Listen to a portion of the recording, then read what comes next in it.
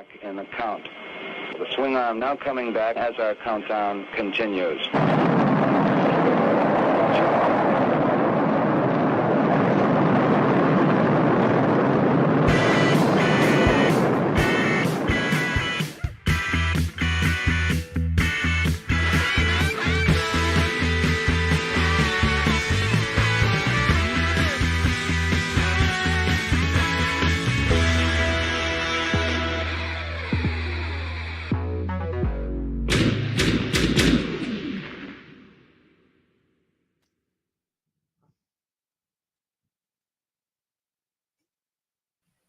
Good afternoon / early evening, depending on where you are in the country or in the world, really. What's going on? I'm Brick Something, and I'm coming to you again on a Tuesday, and people are like, what? I'm used to dealing with you on a Sunday. But hey, fun fact, I've got to be officially back in the classroom real soon. So I won't be able to do these Tuesday lives anymore, and I figured while I can, I'm going to do them. So for today's sort of special Tuesday afternoon / evening episode, I'm bringing back Quip, who we haven't seen in a little bit, and a new friend, Sebastián Gómez. Sebastian Gómez. I did it. I did the thing, Sebastian. What's up, guys? Hey, happy to be here. Excited to talk toys, as always. Glad to be back. Thank you for having me. Of course. And Sebastian, is this your first time streaming, or have you done this before? Yeah, basically outside of doing D&D with a couple of friends. Yep. Dope. I love it. I love it. I'm excited to be here for the first time. Absolutely. Same here. That's awesome, man. And actually, yes, that's right. Quip, when Quip was here last time, that was his first time streaming. And then he jumped headlong into a world of streaming in a big way, which I want to talk about today, as well as Sebastian's work. And then we're going to look at a couple of bits of ephemera that have been making me itch, and that I've been just wanting to talk to people about. So I'm going to subject these two to a bunch of crap. With that said, let me first say hello to the few folks who I know are able to join us this early. We've got Chris, Shiny Plastic People. What's going on, man? Always love to see you. And wait, hold on a second. What is that? We love you, Seabass? It's a thing. Yeah. Seabass, I think, is a nickname for Sebastian. And I'm also and I'm also from Chile, so Chilean Seabass is a thing. So it's a thing. Got it. Is this on the GDL Discord that these conversations are developing, or am I just? I think it's the first time I've seen it coming from him, but I like it. I don't mind it one bit. Okay, Shiny, I see you, Chris. I love hanging out with these guys. By the way, shout out to the GDL Discord. Consider it. It's a cool spot to hang out with good people. Larry's Geeky World is here. Hello, man. He's sending his condolences, or his RSVP. But no problem, man. You work, you get that money, you pay for those toys, and we'll talk to you on the replay. We got Zio Adams. What's up, man? Hope everything is good over in Italy. Mm-hmm. And then there's this guy. It's a small group for now. And then for those of you watching on the replay, say hello in the comments after. Let us know what you thought of these folks' work. Hey, I spoke too soon. Gabriel, what's up, man? Happy Tuesday. It is a weird time. Okay. So kind of mished into that intro there. I had Quip on. What was that now? How long ago? January 27th, I want to say was the date. So that was, since then, shortly after then, this guy, as I alluded to, became the host of Geek Dad Live on the Geek Dad Life channel. Allison Troy corrected me yesterday. Nailed it. Yes.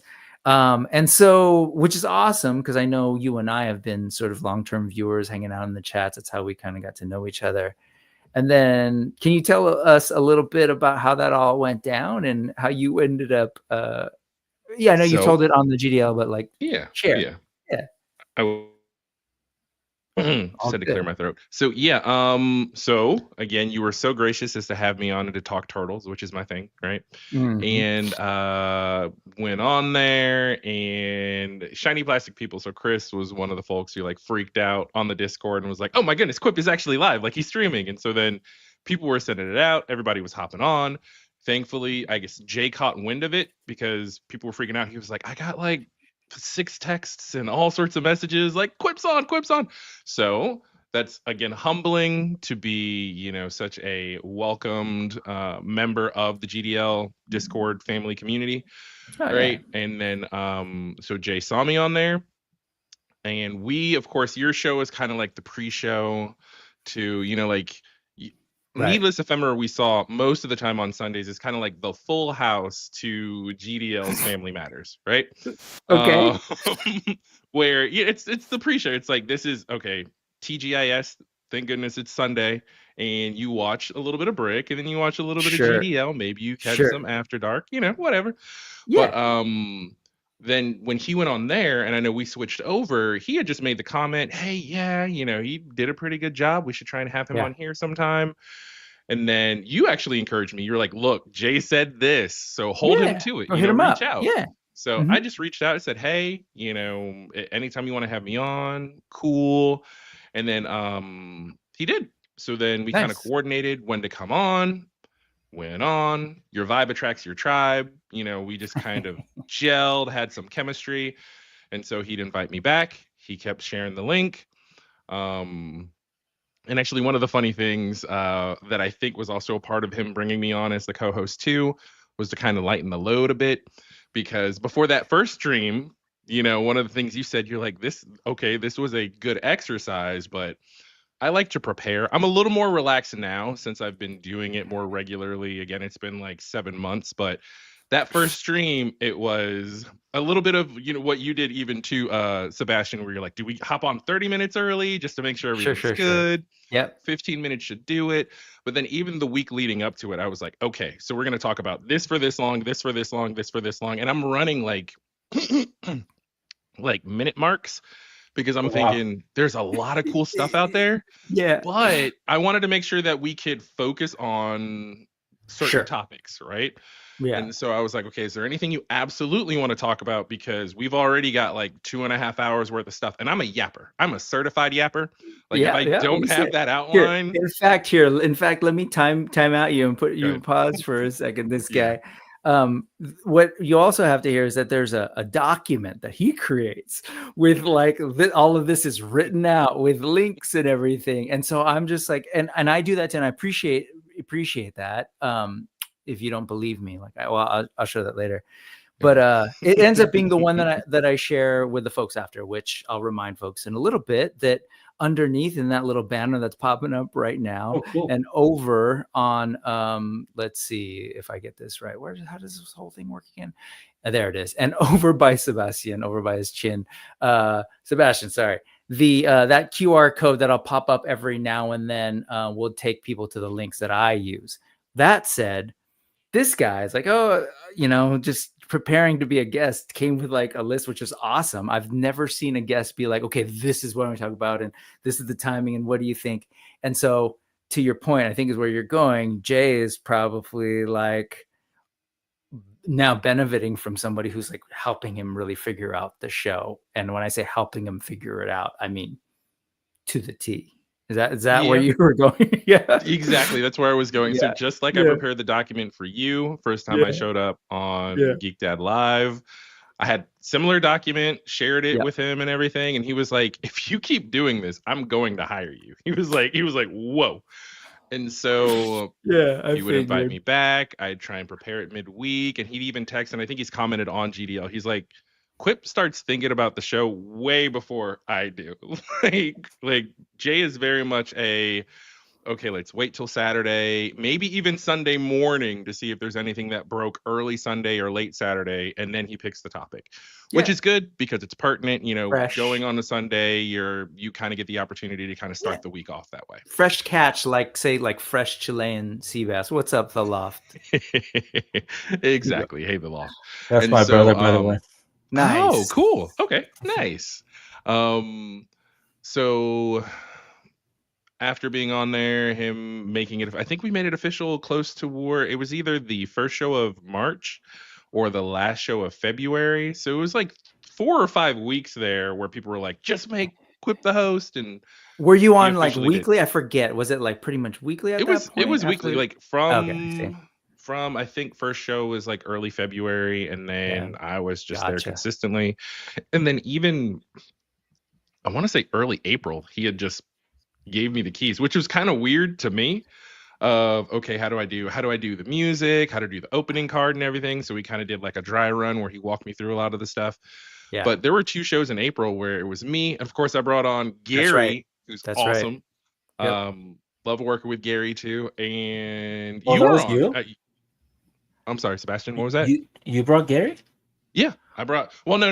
Gary was there. Gary was beforehand. there. Oh, Yeah. okay. But I reached out to him because he had been such a Yeah. a recurring, I wouldn't say a recurring co-host. I almost said recurring character. But yeah, but I mean, Gary was on, I feel like Gary may have been on a show or 2 even when John was there. I don't know if it was. He'd been on in and out. He'd been sort of like brought up as, Gary, like he's local. It's Gary. buddy. He's local. He's friends at IRL with Jay and with John. And even just the other day, Gary was there and he texted me from there. He was like, hey, Quip, I see some Toxic Crusader stuff at John's store. Do you want me to pick it up for you? And I was like, hold off. I don't have the money for it right now. But it's cool. So it's good developing a professional and a personal just relationship, friendship with Jay. He's been very gracious. And it's been fun so far. Just kind of being in the ToyTube community. And then even from there, I've done an episode of Toy Anxiety with YHS. They were very gracious and kind as to have me on, and a Punk with Toys as well. And I even went on Geek the F Out, which is Kayla Silva. Kayla Silva and Johnny and Lucha. Lucha Johnny's show. So yeah, so that was fun. So I did that in the morning. I mean, it was with Lucha. It's their channel, but it's Lucha Johnny. I kind of closed out the season for the early morning Saturday or the weekend Toy Talks. Yeah, the morning talk show about toys. So that was fun. And I remember that's right. And when you were hosting, when Jay was unavailable, it was I think you, me, and Derek, maybe the 3 of us. I forget if there was a 4th. Derek, but I think that's awesome. I'm really glad that it worked out. I think it's really cool to see you and Jay and Gary have that kind of like, a little bit more of a dynamic, a regular dynamic than I know Jay like was so much like, of course, Jay and John, there was like that regular ongoing dynamic. And then he was bringing people in and out different weeks. And so it's kind of cool. It's settled. Quip is there. Gary's there. And I'm really happy for you, man. It's fun to check in, if I finish my show on time and I don't have grading or some other, maybe parental duties to do, I'll listen in and just, And so this weekend, you all were talking, for example, about crowdfunding. And I was like, okay. It was nice to chat with both of you about it because you both have, different ideas back and forth, some thought partnerships. So I love it, man. I'm glad you're having fun too. And I love to sort of see that whole journey. Yeah. And so we are pretty much like there is a GDL community, especially if you're like, there's the Patreon. And so the folks who join the Patreon, and I've just been there for a while because it's actually, I went there for the content and just to support Jay. This was like a long time ago, Jay and John, like, oh, they do good stuff. And then you get in there and you start talking to people in the Discord and you get to see people regularly on the show, in the chat and in the Discord. And you're just like, oh, this is like a good, what I would say, pretty healthy community to be in, talking about toys, because that's not often the case. And enter, and start to see Sebastian is in there. You've been a part of that community for a little bit now, right? Do you remember how long, Sebastian, since you've been in the Patreon? Yeah, it's been a minute. I don't remember exactly, but I think it's somewhere around 2020-ish. Like, I feel like a lot of people maybe got into all this stuff. But so I was a part of I was there when he first set up the channel, like the Patreon thing. I joined it, and then I think I stepped away for maybe half a year, and I came back. But yeah, man, it's a great place. I mean, I don't know about you guys, but I don't really get to talk toys in my regular day to day. So Yeah. it's nice to have a group of people that you can just talk about it and just share. And everyone has like, we collect similar stuff, but we also don't at the same time. Yep. So that's like the cool thing. And then yeah, I mean, you can take every which way. I mean, I started sharing my stuff mostly in GDL. Yes. And it's gone well there. I'm a part of a couple of Discord channels. I haven't gone in as like a community with them yet. Because I feel like, I don't know, GDL is kind of like my place. But yeah, it's been nice for sure. Nice. It's your toy. It's your nerdy toy home. It's cool. It's cool. I love that. Yeah. And I feel I've been lucky enough to feel that in different places, and I love it. I love meeting people, hearing, like as you said, people collect different things. They see things differently, and I'm just kind of like a sponge, and I've got things to offer, ideas. So it's always just fun meeting new people. But on that note, you said that you started sharing your work amongst the GDL community. And so by your work specifically, you're talking about your work as sort of a designer and a sculptor of toys. And I'm sure that you do photography as well. But I would like to kind of just, I'm sort of on your IG right now, sort of scrolling through, but as we know, you've recently got a project that got a lot of attention at SDCC. So why don't we go ahead and start there? And specifically, I'm referring to the Goofy movie stuff. And so, is that right? So SDCC at Mondo's panel, for those folks who don't know, they revealed a bunch of things and shared a bunch of things. But so we got their stuff, Motu, Turtles, DC stuff, Gargoyles, and on, and they started talking about their new squads, things that they're adding to their squads line, and then we get all the way towards the end to this, and I know for a lot of like kids that mainly grew up in the 90s, I'm assuming. So when I say grew up, like adolescence, right? So this hit a little bit later, like I'm basically old. But I remember this, and I remember sort of being around it, but it didn't hit with me and my peers. Like it wasn't a thing. But then younger folks that I knew, like, oh, they were all about it. And then fast forward 20 some years later, I'm seeing people wearing Powerline t-shirts. And I was like, oh, okay. So like, I see that this was like a huge thing that folks that's their nostalgia coming back in this century. So I'm assuming you're like, would you say you were like a 90s kid, or how did you come across this passion for the Goofy movie? I mean, I'm barely 80s. I'm 88, so I'm 37. Okay. There you go. So this was a 95 movie, I'm pretty sure. So I watched it in VHS. I watched it in Spanish because I was still in Chile, and this was before I moved. So that was interesting, moving here and then having rewatched all of the movies in English with the actual voice actors. Yeah. Because the way I watched them, they were all dubbed before. But anyways, so this movie always had a spot for me. I don't know what it was. I think it was the whole Max thing. The soundtrack is amazing. Soundtrack is completely of its time too. Like and I saw a stream last week where Alex Brewer with Dole, they were talking about all the reveals, and they mentioned Goofy, and Alex Brewer said that the movie was a perfect movie, and I kind of agree. I can't tell you like critically why it is, but it just flows so nicely. And also I think I don't know, it always stayed in my brain. I always kind of, whenever I could find merch, I would get it. The amount of merch now compared to before is insane, because like you mentioned, it's in the zeitgeist now. But I feel like Goofy is holding this movie together, but also Powerline kept it alive for 30 years or whatever. Absolutely. And I feel there's something fun about the idea of Powerline, and like this, the music and the whole, like, again, it's very much of its time. There were pop stars that maybe came out like a couple of years before the movie did, because they're always sort of animation and kids, like they're chasing the trend or whatever. But for those of us that grew up with a particular type of music or going to like, whether they're at that time high school parties for you or middle school parties and the dance and the look and everything, it was like, oh, okay, I remember this. So yeah. And I don't know if you've seen Not Just a Goof. Have you seen the documentary on Disney Yes, Plus? I have not. It's great. It's good. And they show the live action, I guess, dancers. Yeah, the reference footage that they That's animated. awesome. Yeah, and it's the same. That's awesome.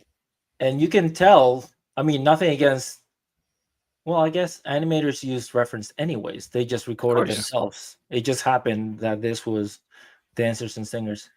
But yeah, and now that I have a 4-year-old now and an 8-month-old, but before I had 2, I had 1, and we would just watch Goofy all the time. And obviously, I think Quip, you mentioned it to Jay. I'm being a parent now and seeing the movie in a whole different way. Exactly. Yep.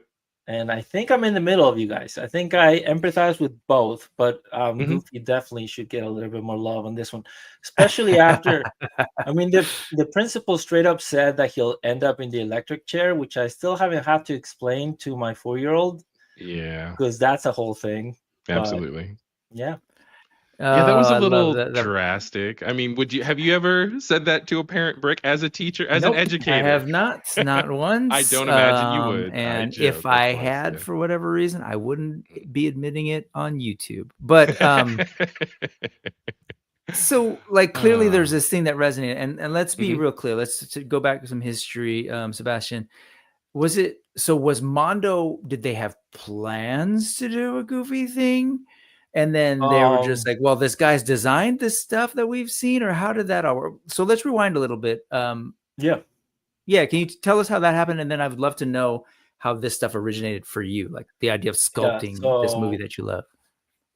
So basically, I've been learning a lot more about the industry lately within the last year and a half. I've been meeting different people from the industry and things like that. But this model, this concept of Bobby, basically I created it like ultimate style. So I added, which maybe you can find there, but I added a bunch of accessories to it. And I packaged it the way that an ultimate figure will be packaged. I mean, we're used to pre-ordering and stuff. So basically in my mind, I'm like, let's make this as close to the thing that we see day to day to see if it hits.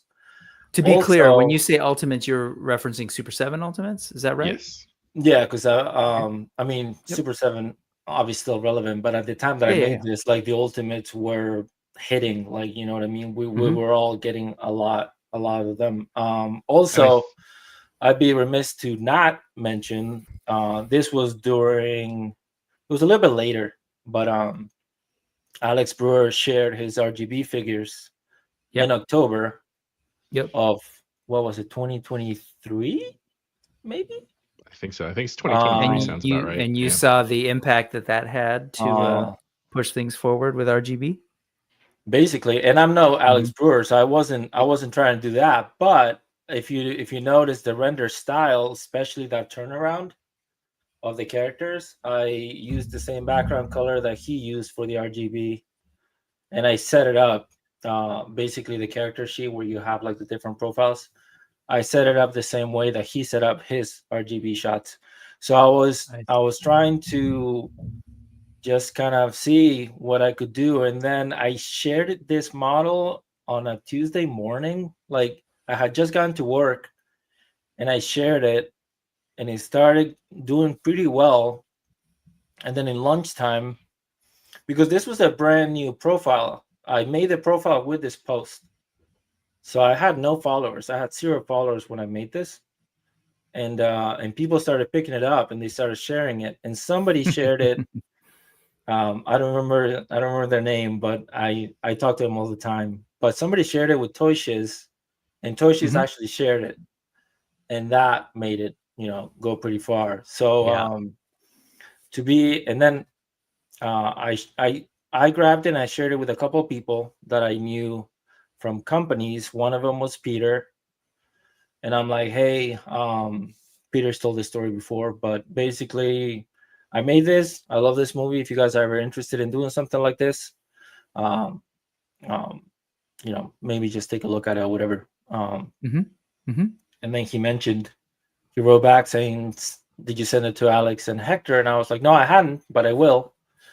And then he wrote me back and said, hey, email this email, let's talk. And I proceeded to freak out. Like I freaked out like a 12-year-old, and I went upstairs. My wife was in a meeting, and I'm just like, freaking out. And then I told her, and then we just had a meeting, and they mentioned that they had the license, and they had just started to look for somebody that could do this. Oh, perfect. Notice these guys, and I made sure to pull, because I pushed Powerline out like a week and a half later. Yeah. And I made sure to carry whatever momentum I had to keep pushing. Sure. To make it like, I can do more than one, right? And I can do them fairly quickly. This model is quite different than the one that you'll get from Mondo, because there was, obviously revisions and things like that. Yeah, this is the earliest thing that you posted back in September or so. Yeah. But a lot of like the accessories that I picked kind of resonated with Mondo. Obviously, it's a different direction now, but it hit something, and I've been riding that wave ever since. And I am just trying to keep making cool stuff that people enjoy and that I enjoy myself. I mean, basically, I've told people in private chats that I'm making the stuff that I want to see on my shelf. Yeah. And hopefully somebody helps me make it, No, I think that's I totally get that. As someone who's created things, it's always like, it'd be weird to create things that you have in mind for somebody else. And I've done that as well as like a professional doing design work or whatever it is, and it's a drag. But starting from a place of like, I'm into this and this is what I would like to see, you can totally see like the love pour out of the work. And that's, I think, happening here. And I'm sure that's probably what the guys at Mondo were seeing too, which is like, frankly, that's kind of the thing, the real artist focused, the real creativity focused, and the real love focused, love for blank IP, whatever it is. Right. Yeah. And that's what they want to put out in the world. So it makes sense that they'd look for someone who already has like an investment and a passion about a thing to work on a project. That's cool that it kind of worked out that it sounds like they had the license and that they were potentially looking into that stuff, sort of, I guess, simultaneously, or synergy. What do we call it? Synergy or serendipitous. Yeah, it's totally serendipitous. Yeah, it was definitely a merger between like, it's that thing, like, you work hard, you're lucky, and then somewhere in the middle you get a chance, and then if hopefully you're able to pull through with that chance, we'll see what comes out of it. But it's synchronicity is the word I was thinking of. Shout out comrade and shout out to your brain. Yeah, and the police and to know but yes, anyways. So that's cool that worked out. And so so you said, for example, with Powerline, you said, oh, this one's different from what we ended up doing, from what we saw sort of revealed at SDCC. So tell us a little bit, just give us a sense of like how that went down. Once they said, okay, hey, we want to work with you, and you all figured it out. What was the sort of like timeline and like, how many models did you have to do? Like, I don't know, did you work on all of these characters as well? Like, or were these the ones that you already sort of had begun working on prior that you hadn't revealed yet?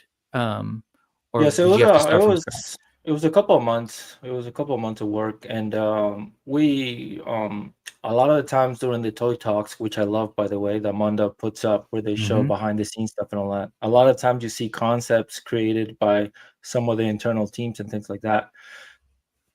This didn't have that. It was mostly like we picked frames. They picked frames from the movie. Sure. And we used that directly. So, which is it's interesting. I mean, it's 2D. The hair basically looks the same in different profiles, so you have to make choices in that. But I feel the squad setup was picked fairly early, and it kind of stayed that way. So I knew that we were gonna do 3 characters, and I knew which characters we were gonna do. It's great. Most of the stuff that I worked on is in this frame. There's some things that are different that changed along the way because Brandon Gash, who's amazing, and he's having his own moment of fame, well earned because he's killing it. And then I think Alex Brewer also touched this set in order to get it to the finish line. So basically, I delivered my work, and then they kind of took it. I didn't come back to it afterwards, so which was interesting. But yeah, I mean, I'm happy with the way it turned out. I think the story that it's telling is great. I've read comments about certain characters maybe not being here, things like that. Oh, sure. I will say, same thing that Brandon Gash says. I don't know where this line is going, but I hope that if it gets supported, if it gets enough orders and stuff, there can be more. There's a lot of characters in this movie. I mean, you could do all kinds of stuff. Yeah, you could do multi-packs, you could do single packs. I would love to do that. I personally need a Stacy behind the podium and the Trekkie in the audience going, talk to me, baby. Dude, you could do so many. You could do him and the friend with the Star Trek outfits. Exactly. I would like to do the Yeti because the Yeti's amazing. Oh, yeah. I mean, and let's not forget Bobby, which was probably what sure, Bobby and attention. Yeah, no, right? We need that tower of cheese for sure. Need it. And so yeah, that was kind of the way that I left it, and it's been great. Kind of watching it grow, watch it develop, and one thing that's interesting is so right here you see the front view only. But obviously, as a 3D artist, you move all around. Goofy has really nice profiles. And that is something that here, you don't see that much. But when the figures come out, you'll be able to see all the depth and dynamism that these figures have, which I'm excited for people to see. So, yeah, I don't know. I don't have dates. I don't have anything like that. I hope that soonish I'm able to see some kind of physical manifestation of what these guys are. Yeah. But for now, your part in this, in bringing these characters to life, that's sort of done, and now Mondo's sort of figuring out all the other stuff that needs to happen to bring it to market, I guess, is where they're at, right? Yeah, 100%. And that's the way it should be. I mean, they're the ones that know all the things, right? I came in as a small cog in a big machine, and thankfully, I was able to do my part. I was doing this while my wife was pregnant with our second kid, so I was pulling a lot of late nights, which I do regardless. But right, it was fun. It was fun for sure. But yeah. So as far as the process, so essentially is Peter? Did you say?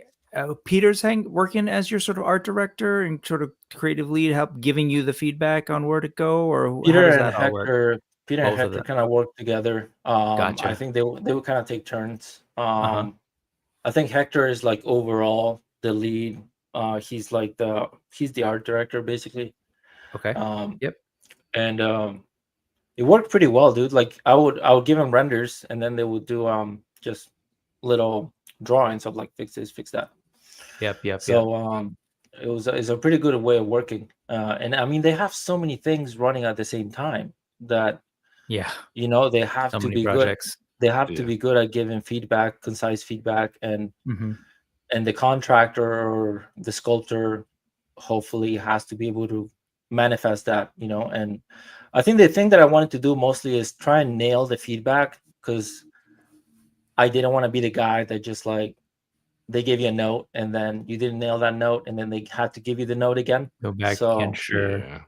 I think I did okay with that, hopefully. But yeah, I mean, it's a pretty straightforward process. That's cool. They gave me the images, they gave me the things they wanted, the accessories, the heads that they wanted, and then I just went to town, and then and they fleshed it. I mean, if you would see like my initial renders to my final renders, obviously that's time and work, but that is them guiding me through the whole way. Of course. Very So. cool. So let me ask you this about the toys. So if we're looking at these that were shared as just like a one quick slide, but are the accessories and pieces that we're seeing here reflective of everything? I don't know if you can say. Or is there... I assume so. Yeah. I assume so. I think this will be the pack. Yeah, because they try to make it, that's their thing with their squad slime. They try to give you as much as possible for the value. I know there has been a good amount of squads that have been shown where the whole team is there, but the team is smaller.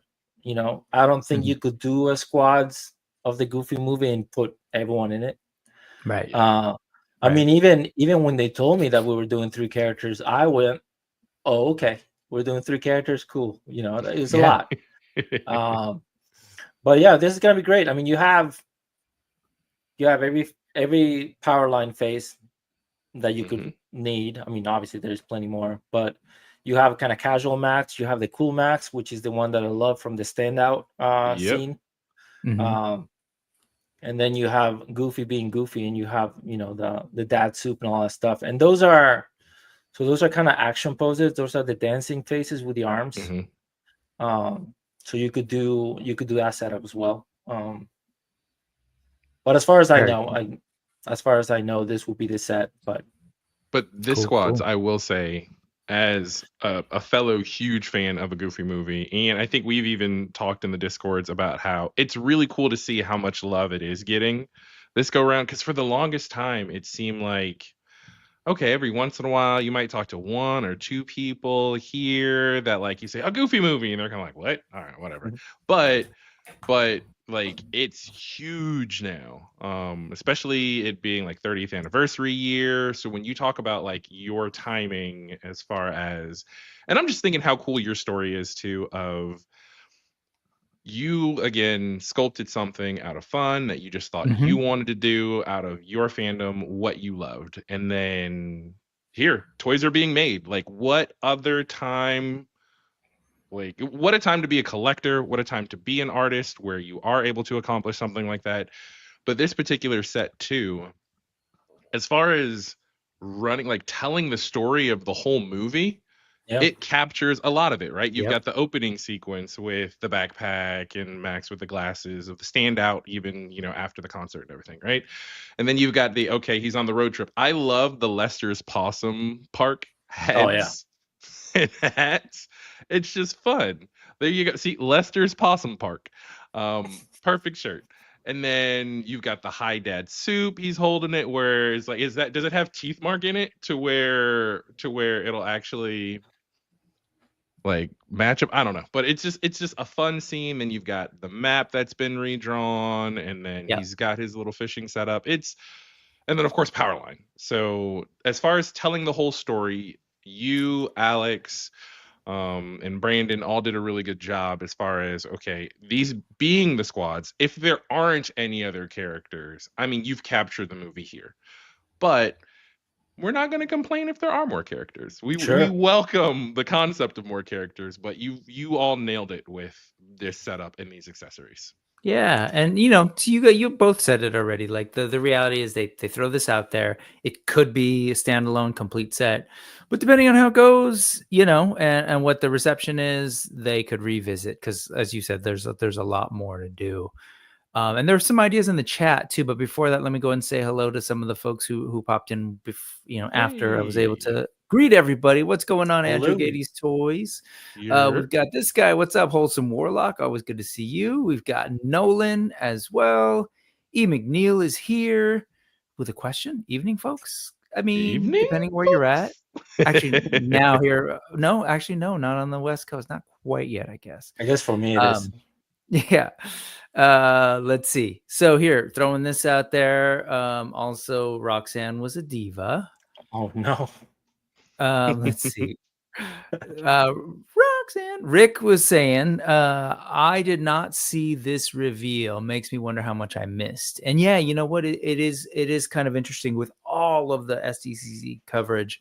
The stuff in the panels, I feel like were some of the stuff that maybe people saw the least, because I think it was easy enough for people to see a bunch of stuff, people taking pictures of stuff on the floor. But, you know, not everybody goes to the panels. And so you kind of do have to do a little bit of digging for that. John of the Ross is here. What's up, man? Yo, we've got the other Rick from the South Bay in California. What's up, Rick Dom? The set looks fantastic. Dream figures for a lot of people, no doubt. They are for me. Same thing from Andrew, man. Just the idea that, yeah, it's one of those things that you didn't know you wanted, but bam, there it is. It's funny you were talking about the sort of rise, the Goofy movie coming back into the zeitgeist. Like I've spent some time in Disney parks, so I'm able to visit the Disney parks fairly regularly. And it's funny because, you know, oftentimes, of course, there's folks just going there on vacation or to have some fun, but there's a lot of hardcore Disney people, and you see kind of what's in the zeitgeist at the parks, right? At first, you know, every now and then you'd see something from the Goofy movie or Goof Troop or whatever it is, a little bit of something here or there. And then you start to see more of it to the point where the park actually brings in those characters, either for like a one-off sort of sighting thing or a special event, to the point where they're now maybe in parades. And so that's happened quite a bit with stuff from this sort of world of Goofy. And it's kind of what we alluded to. It's age, right?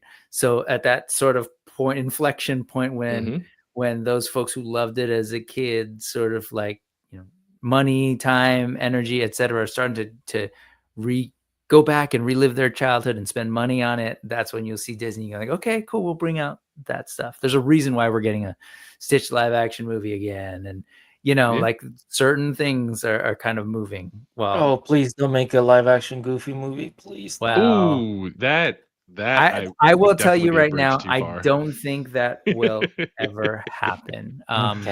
Just because the you know, the five, the Mickey, Donald, Goofy, Minnie, Daisy.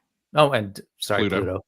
Daisy kind of sometimes is in and out, but the idea of alternate versions of them is really tricky. So even there was this window in the 90s where they were playing more with them, and Goofy kind of benefited from that window where they could revisit and try and bring them back.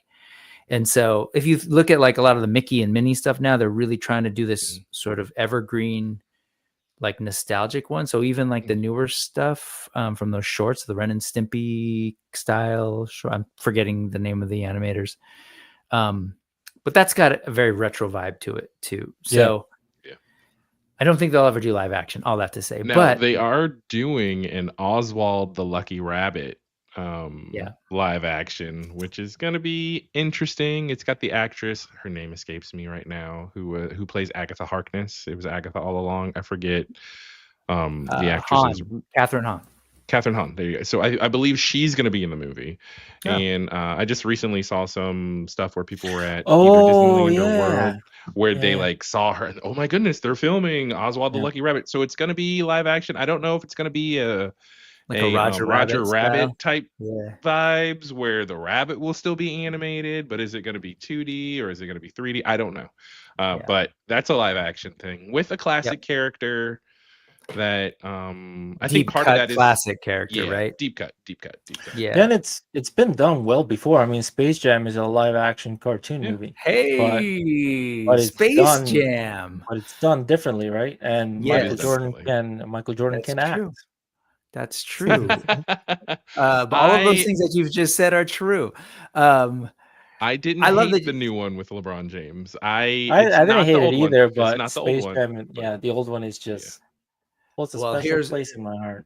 Here's where, and a lot of folks know this is a little bit out of my element. I'm not a sports person, so it's the appeal of Space Jam wasn't quite there for me, both when it originally came out, and then I had to go see the new one for like a kid's birthday party, and I fell asleep and maybe stood up and walked outside for a little bit.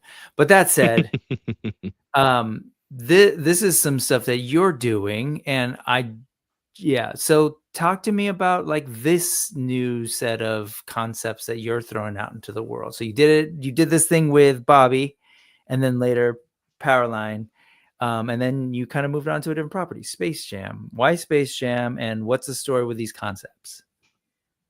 I think it's something similar to what I did with Goofy. Obviously my Goofy hobby kind of became my professional afterwards, so I moved on to something hobby again, just to keep it fresh. And Space Jam, like their designs are insane. Their silhouettes, you can tell who each one is just by the silhouette. Like if you just black them out, you know exactly which one is which. Yep. I love the movie.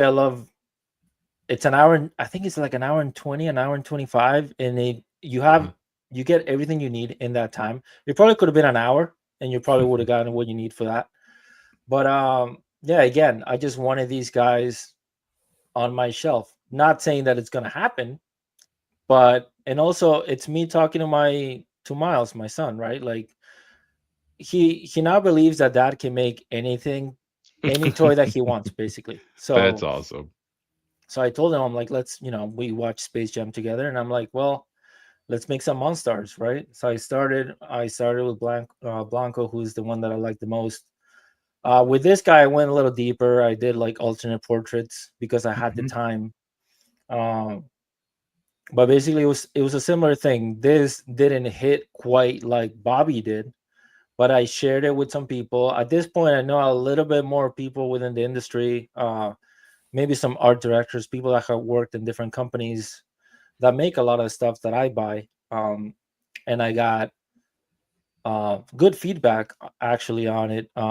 Some feedback on this one was, it looks great, but, thicken up those joints because that wouldn't be able to hold articulation. So I did that. And then the next pose that I made of this guy, he had articulation, and I made sure to share it with the person that gave me feedback and be like, hey, I listened to what you said. What do you think? So I'm just making sure that it's a fine balance of like doing what I want to do, but also listening to the people that are connecting with this. Because I feel like that's what's going to build like that nice community. And I feel like that's what's been happening. I mean, which with all these posts, my wife works in digital marketing, so she knows how like numbers and all that stuff works. Nice. And the ratio of actual engagement to likes or whatever, like this gets a lot of comments, and I think that's because people resonate with the property and maybe with me, the story of the guy making them, whatever. So this guy was first. Quip took this guy and ran with it. He shared it in a couple of streams, which was great. And then I just needed to keep it going, right? Because I needed to show that I could finish the set. And this guy was obviously, I don't know if you know, Brick, but this is like the first evolution of the Monstars, right? So the movie starts with these little guys. Oh, sure. And then they develop into, and this is who becomes what's it, Blanco, yeah, because they steal the talents of actual NBA players, and the Monstars, visually speaking, are based on their counterparts, like the actual basketball players. So again, I haven't touched on the other guys, on the other nerd looks of the Monstars, because it just takes time. But again, I wanted to put this out there just to see, like, okay, you have the big guy, you have the little guy. Now you know what this looks like. Let me move on to the other guys. Sure, that makes sense. You give them a sense of like, hey, and again, the potential of if it does get developed as a toy line, you could pack these two, right? This could be maybe a more slug figure, and then you have the more evolved, maybe articulated. Oh yeah, this will be like one of those like little buddies. And I spoke to Quip. I kind of spammed him a little bit with my work in progress shots, and we talked about scale and things like that because do I have it accessible? I have the Mayfex Michael Jordan. Oh sure, yeah, that makes sense. So Quip was talking about like, let's try and make these guys match up to that scale wise, and these guys are tiny. So this guy would be like tiny, Oh, I yeah, love that idea. Well done, Quip. No, absolutely. he's That's good at super smart. strategy for sure. And then here you go now, exploring some of the cuts. Like what could you do to make these things move if they were produced into figures? So you've got some double elbows, double knees, bicep swivel. That's cool. Is that something that you've explored before? Oh, no. And if you scroll to the right, it's a slide. So I think you'll see. Oh, yeah. Without the jersey. Demonetized. No. No, he's wearing blue underwear. No, Monstars are they're like Barbies. That's true. But but yeah, it was basically like I've always been interested in it. And I know that there are sculptors that do the joints themselves, or sometimes there are sculptors that just pass out the sculpt and someone engineers it. There's different ways. There are different ways, and also in the factory depends on Sure. what your relationship is. That's cool. So this was interesting because basically, like, I had a set of joints that I retrofit to the sculpt, but I didn't cut the sculpt directly to the joints. So this process was great, but it took away a little bit of the uniqueness of the silhouette because I was worried more about the joints. And as you might see going forward, the bigger guys, those are gonna be interesting because they're thick, right? So like, what kind of joints are we talking about for those guys? Right. A lot of the commentary that I've gotten on these has been like chunky vinyl figures, which I'm totally cool with. That would be cool. Because you can even take what I did and you can just make it more stylized, I guess, but make it fit more of that look.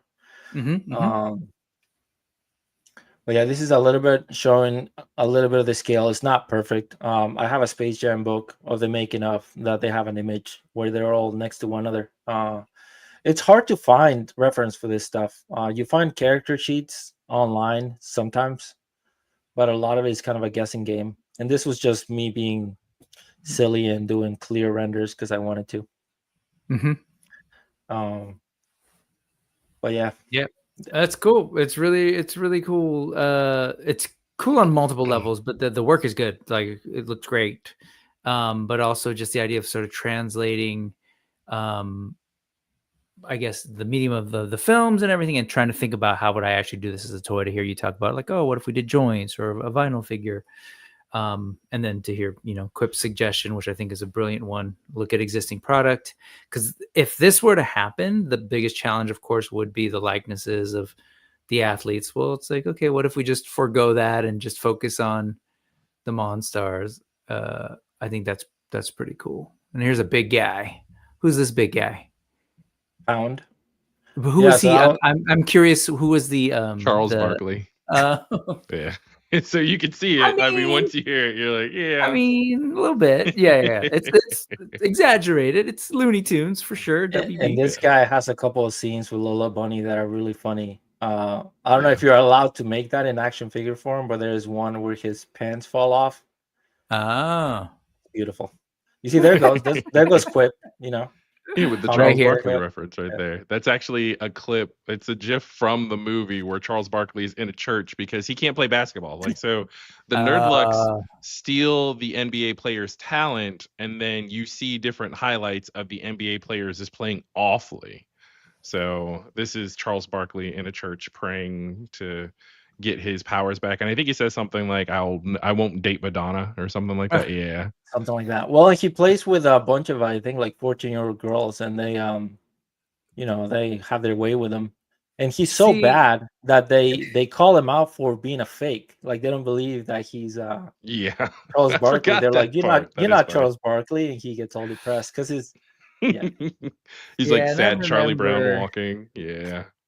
I'm, again, not as big a sports guy. I grew up in a time where, like, being nerdy and geeky about this stuff wasn't so, like, celebrated and embraced. So even this movie is hilarious. It's like they start off as these nerdy little monsters with bow ties, and then they develop into that. Like, it's very 90s. It's the 90s. The Nerdlucks are 90s nerd coded heavily. Yeah. And this was this was the last guy, which I like a lot actually. And this I think I finished it at midnight on Thursday last week. Oh. And I try to be kind of like, not that I know, but I try to be strategic. I'm like, oh, where can I post this or whatever? And I think I even Googled it. Like, what's a good time window to post on Instagram? And he said like 3 to 6 in the afternoon or whatever. And I'm like, well, I'm really tired. I worked really hard, so I'm just gonna post it. And I posted it at 12:45, and it started getting traction at that time. I got some messages and I got some likes and things like that. And I know I've talked about like engagement as if it's a thing that matters. It's not really about the likes or whatever. Like I mentioned, it's more about the comments and people sharing. And a lot of the people that engage with these now are the people that started engaging with Bobby back in the day. Right. Right. So I've met, obviously I haven't met them in real life, but I've met people that have been supporting the work and me along the way. So that's awesome. the cool part. So yeah, it's really interesting. I think I'm gonna keep this going for as long as I can and do as many properties as I can, and we'll see what happens. I mean, that's great because there obviously is a lot, and especially like the Mondo's a perfect fit. Super 7. I'm trying to think of other NECA. Those 3 in particular are real. Like they're mining nostalgic culture, pop culture, in good ways. I don't mean that in any negative way at all, because I think obviously, what I refer to as sort of nerd culture and geeky culture is now just pop culture, and a thing that a lot of people feel nostalgic for. And, a lot of us, it's not just you kind of, both of you have mentioned it, but especially for a guy coming from a show called Geek Dad Live, we grow older, and not only is it about like, oh, I want this stuff, but then we do the inevitable thing of like trying to get our kids exposed to it and into it. Like I do that all the time. And so just to be a little crass for a second, all that means for companies, whether it's Warner Brothers or, Sony or whoever, Disney, or their partners, right? Like a NECA, like a Super 7, like a Mondo. Hey, how can we capitalize on this? And, and so at the end of the day, it translates to, hey, that means we might get some cool stuff that we like in the process. So I love that you're savvy and aware of how things seem to happen for some people, and you're kind of like, you're making the most of it. I think it's really cool. At the end of the day, you got to have the skills and you do good work and put in the time, and what you're doing, you've got your hours in. And I think because of that, Menena Santelices, I think, is very proud of you. Who do you think that is? Is that your mom? Yeah. Oh. Happy and proud of the wonderful and marvelous work of my child, Sebastián Gómez. Muy bien. I love it. Hola, mama. And welcome to the show. On that note, welcome to Adrian and Tiffany as well. I kind of missed them earlier. My bad. So awesome.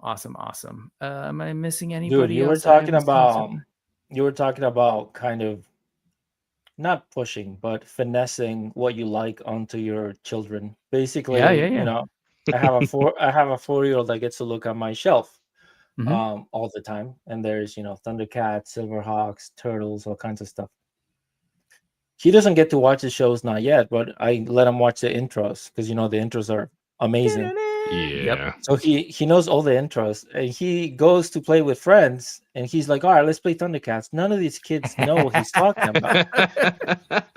And he's he's He-Man, he's Skeletor, he likes Chitara, he loves Chitara, he runs around, he's like, I'm Chitara, and it's funny to me because I'm like, it's a nice thing that you have things that you like, but nobody knows what you're talking about. And thankfully he's a good sport. Like, he doesn't get frustrated when people don't know these things. You know what? It's fine in this day and age. In the internet, like, there's just people's interests are so across the board, and that he's just, bringing in some cool things for the kids to figure out too on the playground. I love that. He'll grow the fandom as he does get older and he is allowed to watch and he can share with friends when they come over. It'll be great. Maybe he'll have his own, GDL. Who knows? There you go. Yeah, dude. Last week he asked me to make him a computer so he could make the Monstars. So very cool. So I told him, I'm like, I'll teach you how to do this when you get older. I don't know when. I'll have to talk to your mom, but we can sculpt a little bit here and there. By the way, I know, Quip, you talked about getting a laptop to do like design work and stuff. I bought an iPad like a couple of months ago. That's right. I finally pulled the trigger because of ZBrush, and all of these guys are just iPad.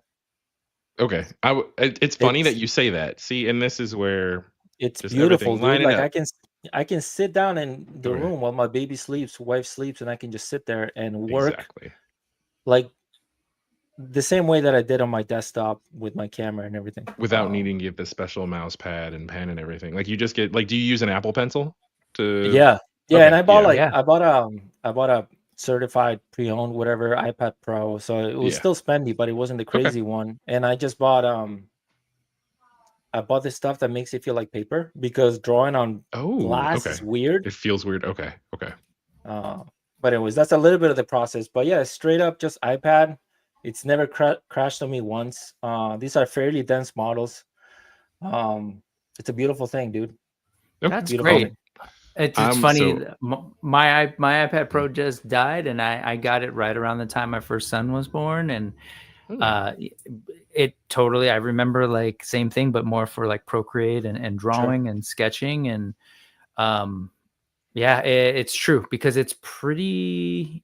You don't have to keep it plugged in necessarily. Like it's tiny form factor. You whip it out. I love that. Love to hear that. That's now become a useful tool for sculpting. That's awesome. It's not just an oversized iPhone anymore.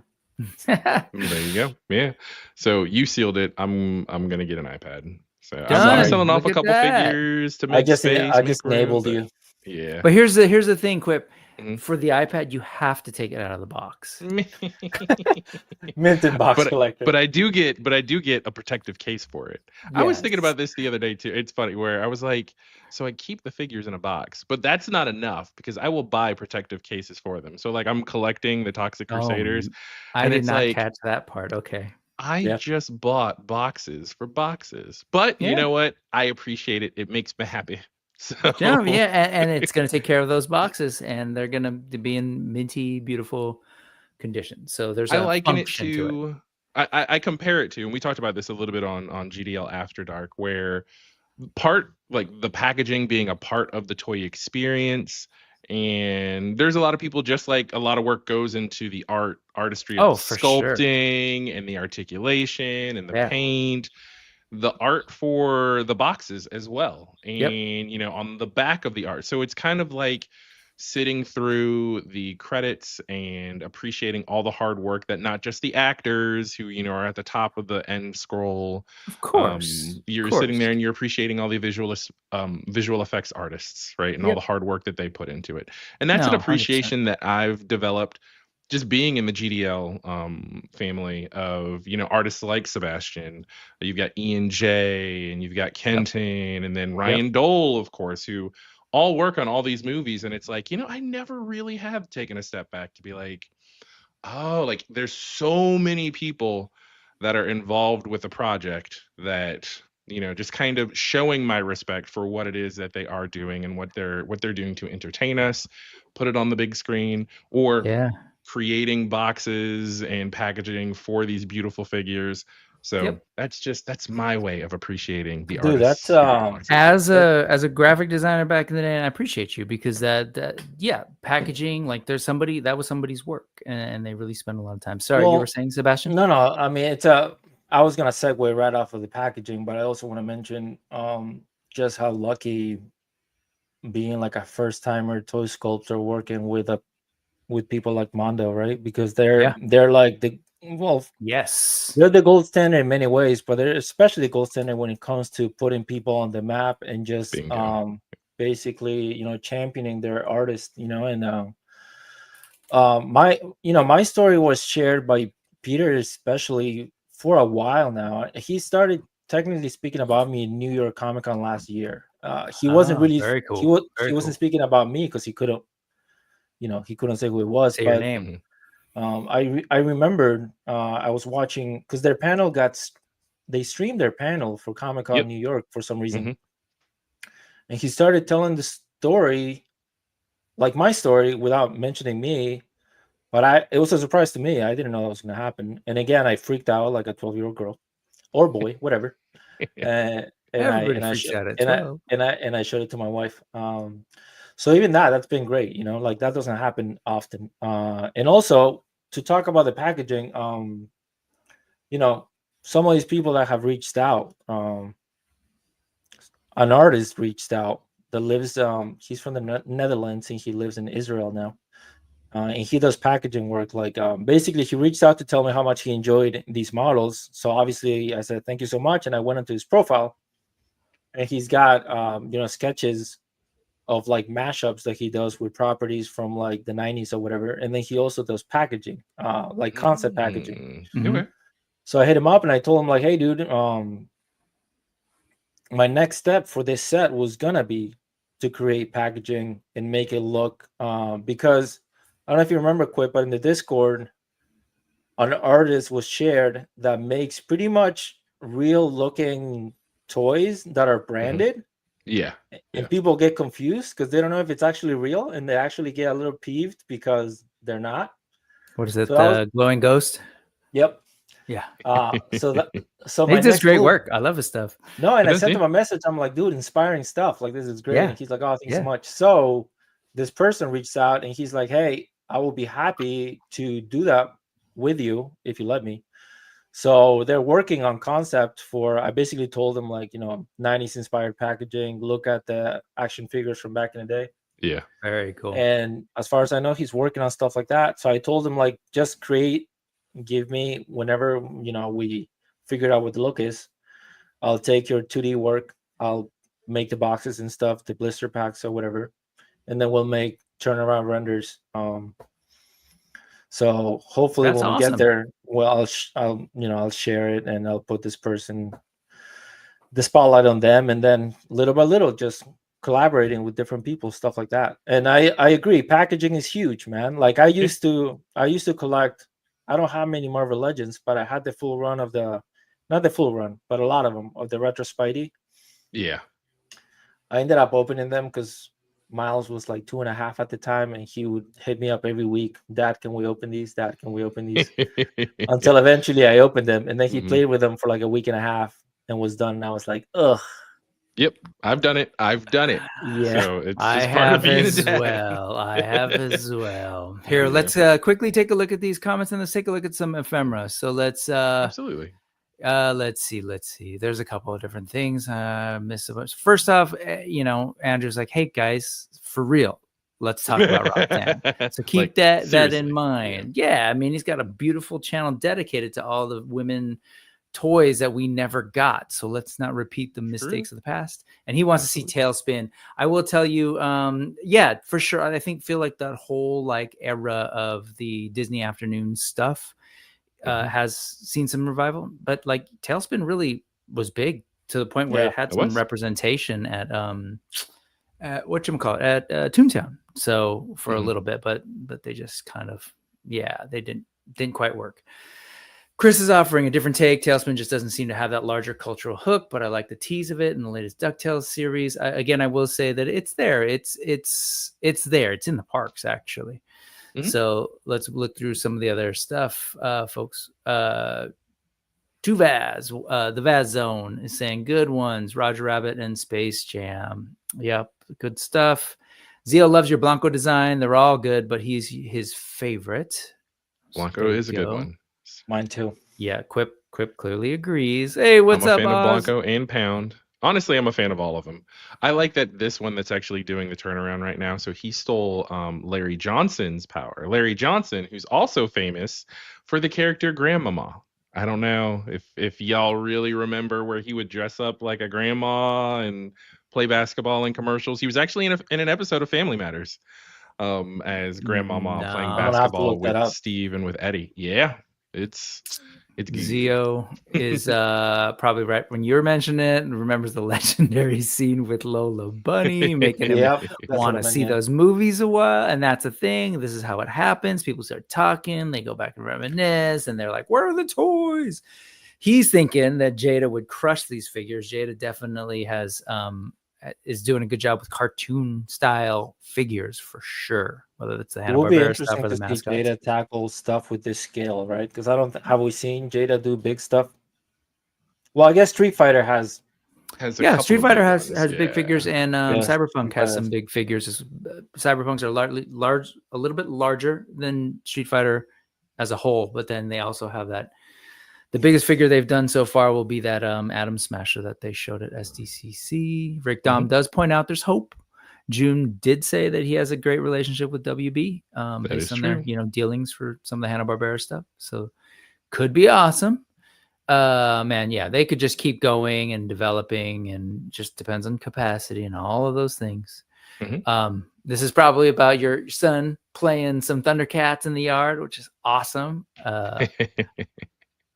Yeah, and I always tell him my favorites, right? Like Panther is my favorite. I feel like he's the Donnie of Thundercats. I guess that's fair. That's a fair comparison. So I always liked him. But Donnie Panthro? Is that what I heard? Did I miss that? Yeah. Yep. No, I agree. Yeah. Donnie Panthro Man at Arms, I think, is probably how that all that's works. the trifecta. That is the triumvirate of brainy people who will get you out of a jam with gadget. What's up, KJ Smith? Always good to see you. What's up, Ronald? Hey, good to see you. Hope your workday ended, man. Get some rest. Get out of the sun, out of the LA sun. Nick Dillinger, what's up, man? Loving your work. Fire. This guy, what's up? Hey, Brick, just stopped by to say hello. Yep. Hey, that's cool. YouTube featured. Good to know. Sometimes I think the algorithm hates me. And yes, Ronald loves looking at ephemera. So on that note, fellas, I love your art, Sebastian. I can't wait to see what's next. I think it's great. Your story's awesome, and I hope that inspires a lot of, artists out there who like have a fire they want to, a torch they want to burn. So, there you go, folks. Do the things you love, and maybe eventually the universe will make something happen. But let's take a look at some ephemera real quick. And I'm going to go back to some new school, some old school. Right now, Labubus are a thing, like a fiery hot thing. And I'm an 80s kid, born in the 70s, 76. And so I've shown before on different streams, including Ronald's, the Collection Nexus, my giant, about 3.5-foot Monchichi. And that's what this is. The Monchichi just celebrated their 50th anniversary last year, 2024. Happened to be in Tokyo last year, and that was cool to see. Hey, I didn't realize I didn't even know it was the anniversary till I went there and saw that everyone was celebrating. There was all these like Uniqlo t-shirts, and there was cafes doing the whole thing. Nice. And then Labubu showed up, and I was like, oh man, that's basically like Monchichi. And which is cool. I wasn't mad about it. I was like, oh, that's cool, with some sort of like art toy vibes, like cool, like graph inspired maybe characters like we were doing like late 90s 2000s. And so obviously like this 80s vintage visions, kind of a meme-ish sort of thing, saying that Labubus are Monchichis. They got hooked on yayo and choose a drug, one that gives you a lot of energy, but I mean, come on. But anyways, I just thought it was really cute. And I only share this because I have been saying like, yeah, that's really cool. They do remind me of Monchichi, to the point where I was like, oh, maybe I want to get one of these. And then I saw how much they're going for, and I was like, maybe not. Yeah. So I have a question about these. Did these come from did one person or company make these and then everyone kind of ran with it? Or is it, who owns this? Is there anybody? I don't know the name of the artist or company, but it was a thing that was created by someone. And then as far as people running with it, they're still made by one manufacturer, but there's a lot of knockoffs. So there is somebody who's using this as their IP to try and create this thing. And then there's people who are knocking it off. But, and those are the ones that are pricey. Yeah, they're trying to do the whole art toy vibe, right? So Pop Mart is a place where you can get a lot of that stuff, and that's their kind of thing. That's kind of like one-off, working with different artists, taking their art and turning them into objects that people can buy and collect. So there's the blind box thing. There's the crossover That's what I was gonna say. ones. They're blind box too. So Yep. I'll never understand. Like buying blind box toys, especially at a certain price point. It's like microdosing gambling. Well, dude, it would be interesting for you because you wouldn't open them. Exactly. That's why I'm laughing at the whole dynamic in that conversation around blind boxes and what a dilemma that creates for Quip. But he's like, I think I have them all. I think I have the collection. Exactly. But I'll only buy blind boxes for my daughter if I found the codex online. Yeah. Like I know like minifigures that'll be blind box. You can scan them and it'll tell you what's inside, right? What's the cheat code so that I can ask my daughter, hey, which one do you want? Dad thinks it's this one. Oh, you get it right every time, right? Man, you're like, I'm yes, really yes, glad. I do. I'm glad that when you go to Japan, Quip, I think the gashapon phenomenon might challenge some of your approach. So you're preconceived. Yeah, no cheat code. You just got to throw in your money and you got to turn that thing and see what comes out. But I just wanted to show this out. Go ahead. I could be way off, but it was Furbies, right? From the 90s? Yeah, the Furbies, like the idea of like a furry, it's like hard soft, right? Plastic face or whatever features, and then you've got the full-on plushy stuff. Same with like my Pet Monster, right? The nose, the hands. Have you guys have you seen the Mitchells versus the Machines? I have. Yes. That's a good one. Good. That is, They brought out the giant Furbies. I don't know where I was like, yes, thank you. Yeah. I think Ryan Dole actually worked on the Mitchells versus the Machines. Really? Yeah. That's amazing. It's dude. It's like they're film. taking that group of artists. I'm sure some jump out and some jump in, but they're just making banger after banger, dude. It's crazy. Yeah. X-ray your boxes.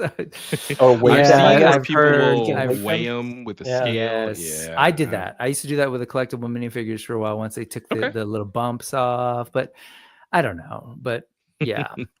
Do you know what could really mess with that? It is a Pop Mart thing, Zio. Yes. What's that? If people weigh the boxes. What if you were a little bit cheeky and just added like little weights? But it's the same figure, and you just mess with people in that way. They really can't tell which is actual chase because you're just weighing the boxes yourself. Yeah. And for the record, Monchichi is not spelled correctly in this. It's actually weird. It took me a while to make sure I remembered. There's 2 H's after the first C. Oh, okay. For reasons. Now, are Monchichis, are they Filipino?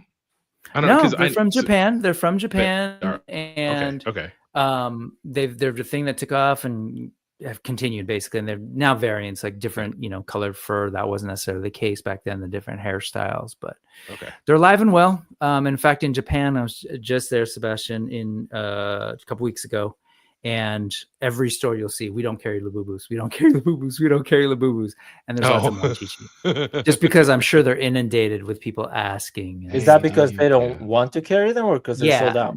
I think it's probably more like they're not necessarily easy to stock. And because people are looking for kawaii, like cute things, they might assume, oh, that's also here. And they just want to they want to let you know. They don't want to waste your time. And it's written in English.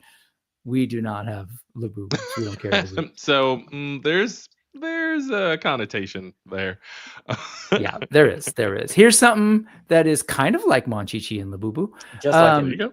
Hairless cat. Exactly like it. So I mentioned to you before the other talented sculptor, Sebastian, that I know, Seba, or which is short for Sebastián Domínguez, out of Spain.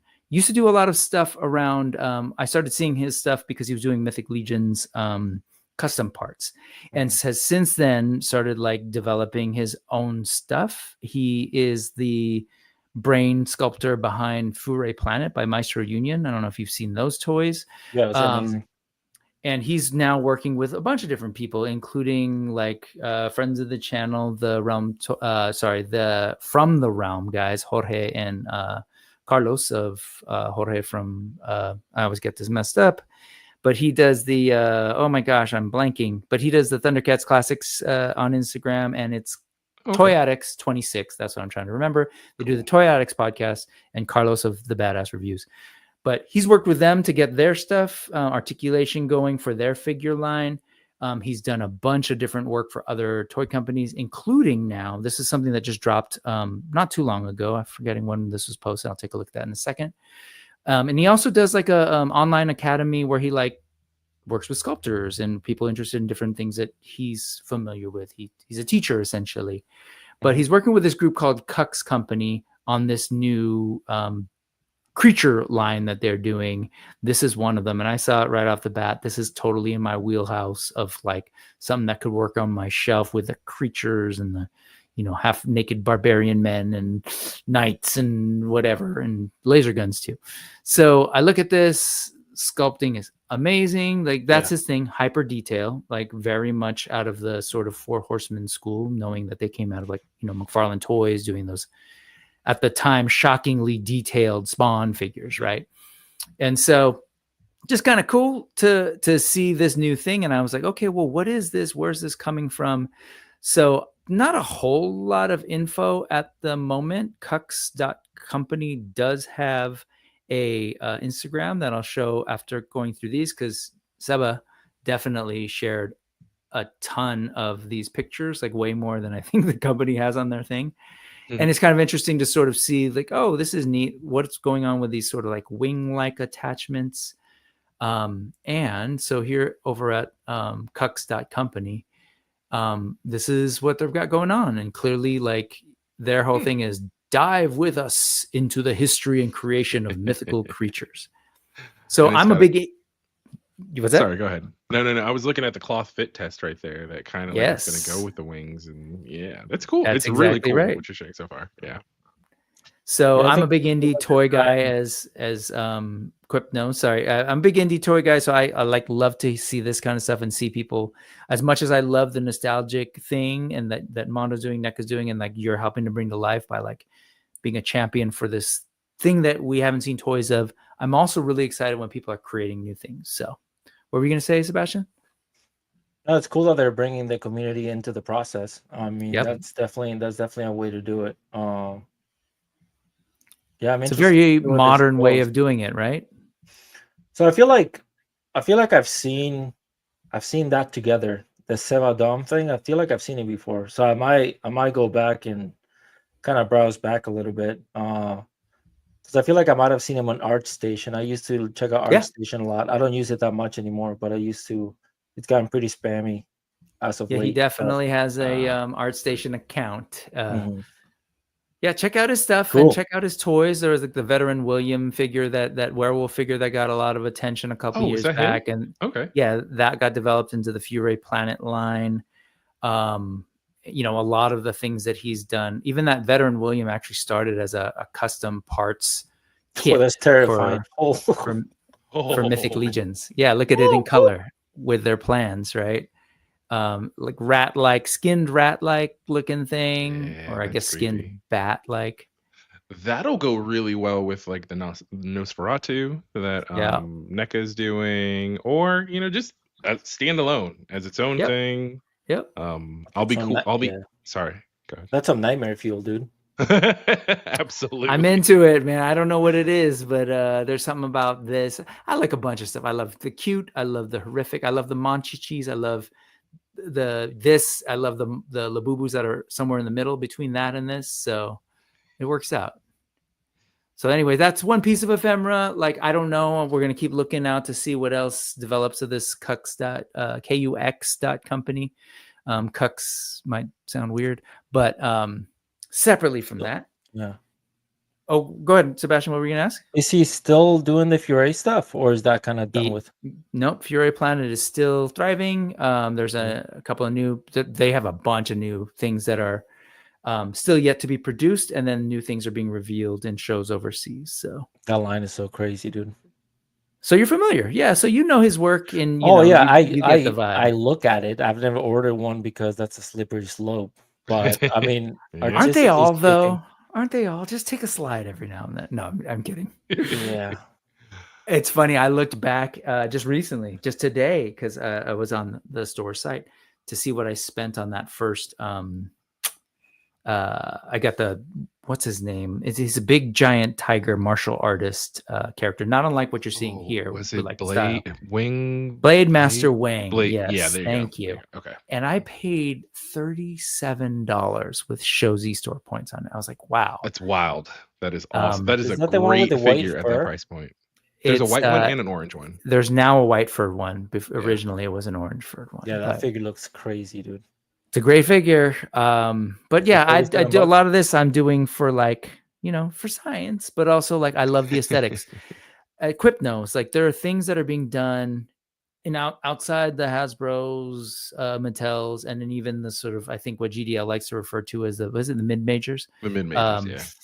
But like the indies and startups and stuff coming in from overseas, and because a lot of times they're doing things through their lens, right? So creating aesthetics like this one, that if you're a fan of gaming and you're doing, what do they call that? Souls-like games. This kind of stuff, especially if you're like leaning more into the wushan gung fu type stuff. Apparently there's a game that's coming out that is somewhat similar to this. This is not affiliated, but this is a person embracing that aesthetic. It's a company called Etched Human. And I saw this pop up the other day and I was like, I needed to know more. And I posted it on different Discords. And I know this guy, Zio, was in there because he was like, I know this is also right up his alley, and he responded to it. So there's there's literally dozens of us that are looking for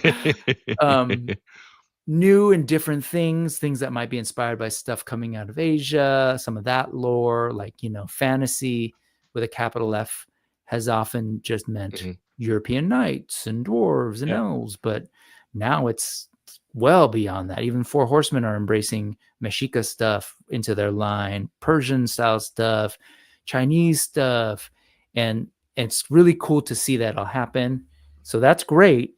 But in the meantime, you're getting some stuff straight out of Asia where folks are like, this is what we see in sort of a dark fantasy. And I will say the Toy Enablers Discord and the Toy Migos Discord are great. I think Zio Adams is in both of those as well. Yep. Those are great for some of the more obscure Asian mythos inspired figures, third-party figures. Whereas I'm trying to think of like Praeternia or even Geek Dad Life. Like we'll get some of this stuff, but like some of the really cool deep cut stuff I do find more on the Toy Migos and and it's either me, Chamba, Zio, other folks it's us posting it.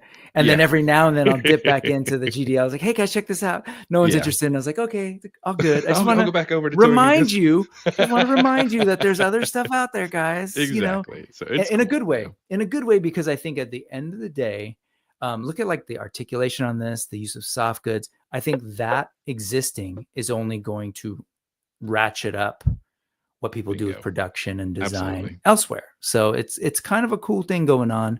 They put this thing up for pre-order. It's one of those that is like 5K will sometimes do. They don't do this all the time, but they'll have these instant drops where like on Instagram they'll announce, here's this new thing coming, and then like the next day there's a pre-order page. These aren't cheap toys necessarily. It's a $15 deposit, and I'll give you the details, a $90 plus shipping. So, obviously not a cheap toy. But this is one of those things where, it's not something that they're going to necessarily know they're going to activate a bunch of folks who grew up in the 90s that loved the Goofy movie, right? They can't count on the existing fandom in the same way. So they're kind of like, test the waters and let's see what we can do. But I think it's a really cool figure using kind of Revoltech style joints and pushing that. The soft goods look beautiful. This is one of those where I have to assess, is this something that I actually jump on or not? And I'm leaning towards the with highly likely. Mask? Yeah, I was gonna say, like, you said, do I jump on or not? And as soon as you went there with that kind of like Oni mask, I was like, you're gonna buy it. Who are you kidding? We'll see. My thing is scale. If Okay, this is true 112, it's a little challenging. They're a little small, but if you get into that 6.5 inch and above, then I'm game. So do they mention? Do they mention if these are prototypes or paymasters like, resin Never. prints or whatever? No, Never. rarely. Well, usually the stuff comes out looking pretty close, right? Oh yeah, like I have not yet been disappointed by anything that I've gotten on 5K Toys that is sort of this variety or like orcs or anything. In fact, it's usually the opposite, where you're like, and I think that's why it's become such a thing in the last couple of years, where people are starting to like scratch their heads. They're like, whoa, like they show these things and they look just like I imagined, but better. The sculpts are crazy. Like these are, and the level of paint that people are putting on these things, it's not unlike something that Mondo does with, with their 1/6 and now their 1/12 figures. So it's just real interesting. I think it's kind of shocking for a lot of people to think, I don't know anything about this company, but they're able to produce things at this quality. So for a lot of people, it's just new and shocking. I feel like, you brought up Mondo. I feel like Mondo is a good kind of bridge between kind of people, I guess, that follow more Western media or whatever, because, the vinyl stuff, they're creating, Japanese inspired stuff based on properties that we know here and things like that. And I've started trying to learn about vinyl toy making and things like that because YouTube is full of it. And you mentioned these properties being kind of obscure here, but I mean, the same thing's happening with video games, right? Like Black Myth Wukong, like that opened up a whole new thing. Yeah. And there's a bunch of studios that are going to start releasing a bunch of games because they have the overhead to do it. And they seem to be pretty efficient at doing it. So, a Western studio might take, I don't know, 5 to 7 years to release a game. These dudes can maybe cut it in half. So I think we are going to start seeing a lot more of this stuff happen. Now, we'll see if groups like GDL will start talking about it more, or maybe we'll just stay stuck with the things that we like. We'll see. I mean, I think there's room for all sorts of different things and different audiences, but I think, just in terms of responding to the GDL piece, I think at the end of the day, there's all sorts of different collectors, right? And there's just so much choice. Even if you were to sort of use your phrase, like stuck in sort of Western media, that world, even if you were just to talk about the toys that are being made of Western properties, with the rate of production right now, even with indies and even like NECA alone as one company, if you were just to try and follow everything and cover everything that NECA does in a year, nah, man, you wouldn't be able to do it. There's just so much. So I think that's the beautiful part of where we're in right now. You can find something that you can be super passionate about. I think it's the problem is not picking it up. That's the problem. Well, being selective is the problem. But dude, I'm looking at the dude has articulation mid chest. Are you familiar? Check out some. It's like a Kyoto company. It's a company out of Japan. They do this set of joints that they've developed over time. I remember seeing Revoltech figures and being like, oh, blown away by them here in stores in San Francisco, like in the late 90s, early 2000s. And it's since evolved. And they use that joint system. This joint system is pretty much note for note Kyoto. So like that chest system that you're looking at, or their knees are interesting. I don't think they have good shots of their knees. Is that the same people that do like those really over the top Marvel figures? Yeah, Kyoto. They'll do different armored. They do a lot of DC right now. Like they'll do like the Flash, but they'll do like their take on it. They have a Batman Beyond that's come out. Is it DC? They don't have Marvel stuff? I think I'm thinking Amazing Yamaguchi. Is that what you're thinking? Okay, that's it. That's it. Because those are much more like, they're kind of crazy looking. This is a very subtle humanoid piece, and it's interesting how they can make crazy articulation and still have it fit, translate to like more of a human form. Oh yeah, man, it's a whole beautiful world out there. And so forgive me if I'm enabling you, but you're also you're welcome. Well, here, let's scroll back a little bit and let's get a little bit less movement and just talk about beautiful sculpt from some beautiful characters that I grew up with. Again, this is an old person thing. Hashtag your Hobbit, right?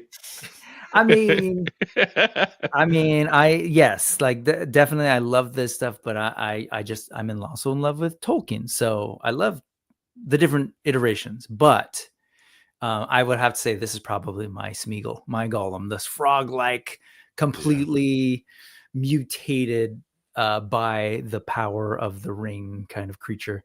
But this was really a nice surprise. And it's actually listed as what Dark Horse, like so Dark Horse Comics, and occasionally they'll do like product statues, etc. This is like a simplified, no articulation, from what I understand, vinyl figures.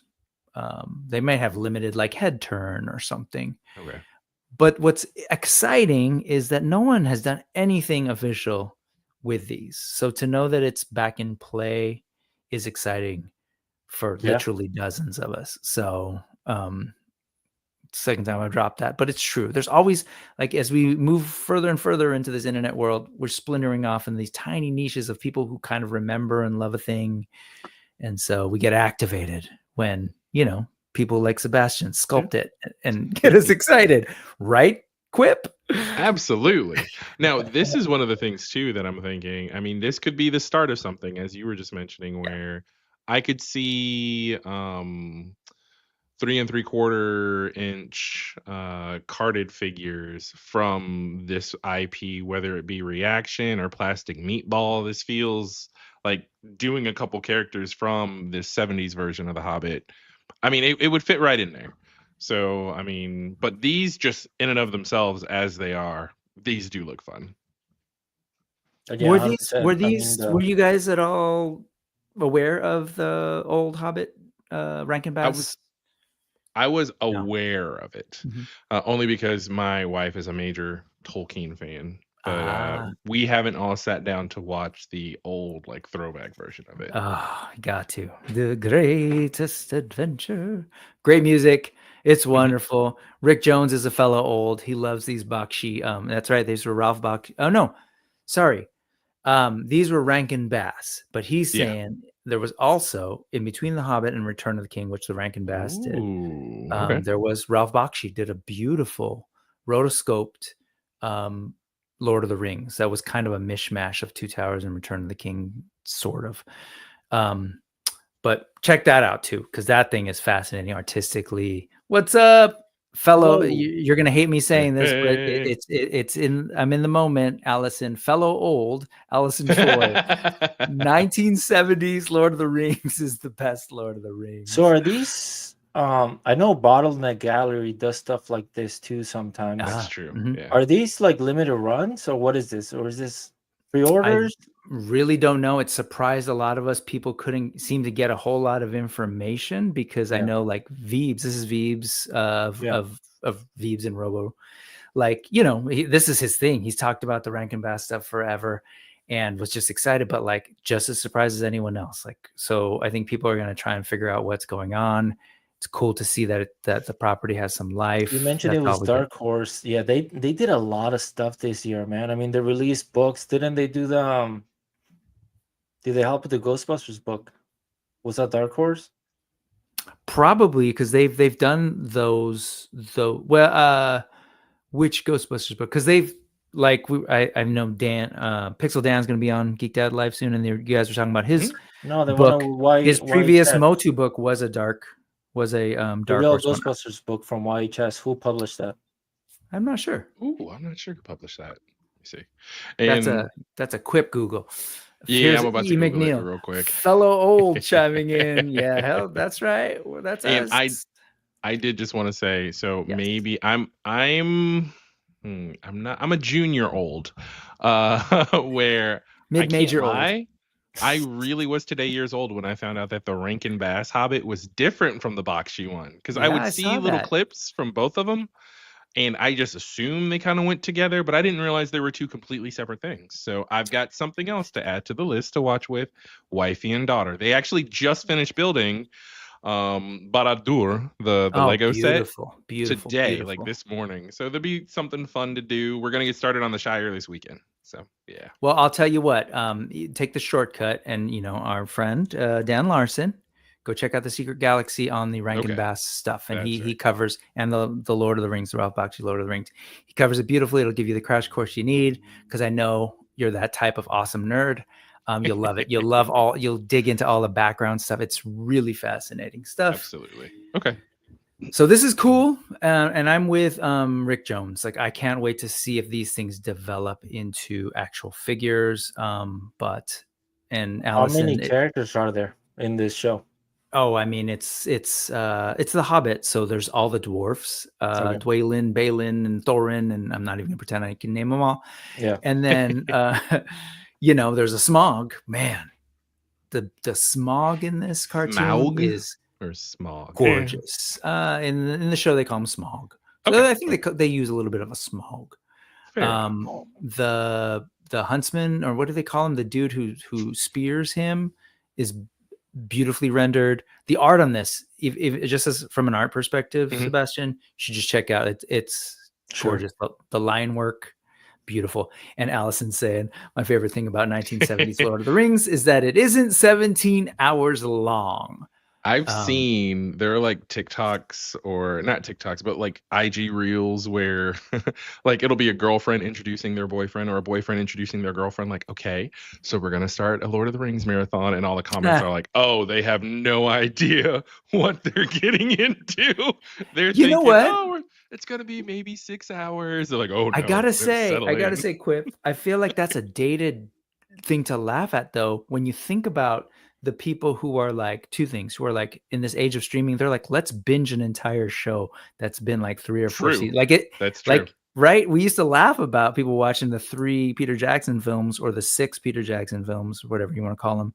But now it's like people are watching Friends. People are watching One Piece. I'm one of those fools who did a One Piece rewatch, and I'm on episode 1009 as of today. I have a question about that, I guess, because it feels, I don't know why Lord of the Rings feels different, because I don't think you can. First of all, when a lot of people were doing this binging Lord of the Rings, it wasn't as popular to just be on your phone while you're watching stuff. Yeah, because a lot of the stuff, because now you watch shows. I haven't been able to binge a show in a while because kids and wife and job and all the things. Yeah. But I feel like a lot of times people binge stuff, but they don't really binge stuff, right? Because they're kind of like it's in the background. I don't know if you can do that with Lord of the Rings. You might be able to, but so I feel like it is more difficult to watch it, or at least it was back in the day, because you didn't have that extra stimulus kind of keeping you. Yeah, it's true. Maybe there's. I think it's totally true. I think it's a challenge.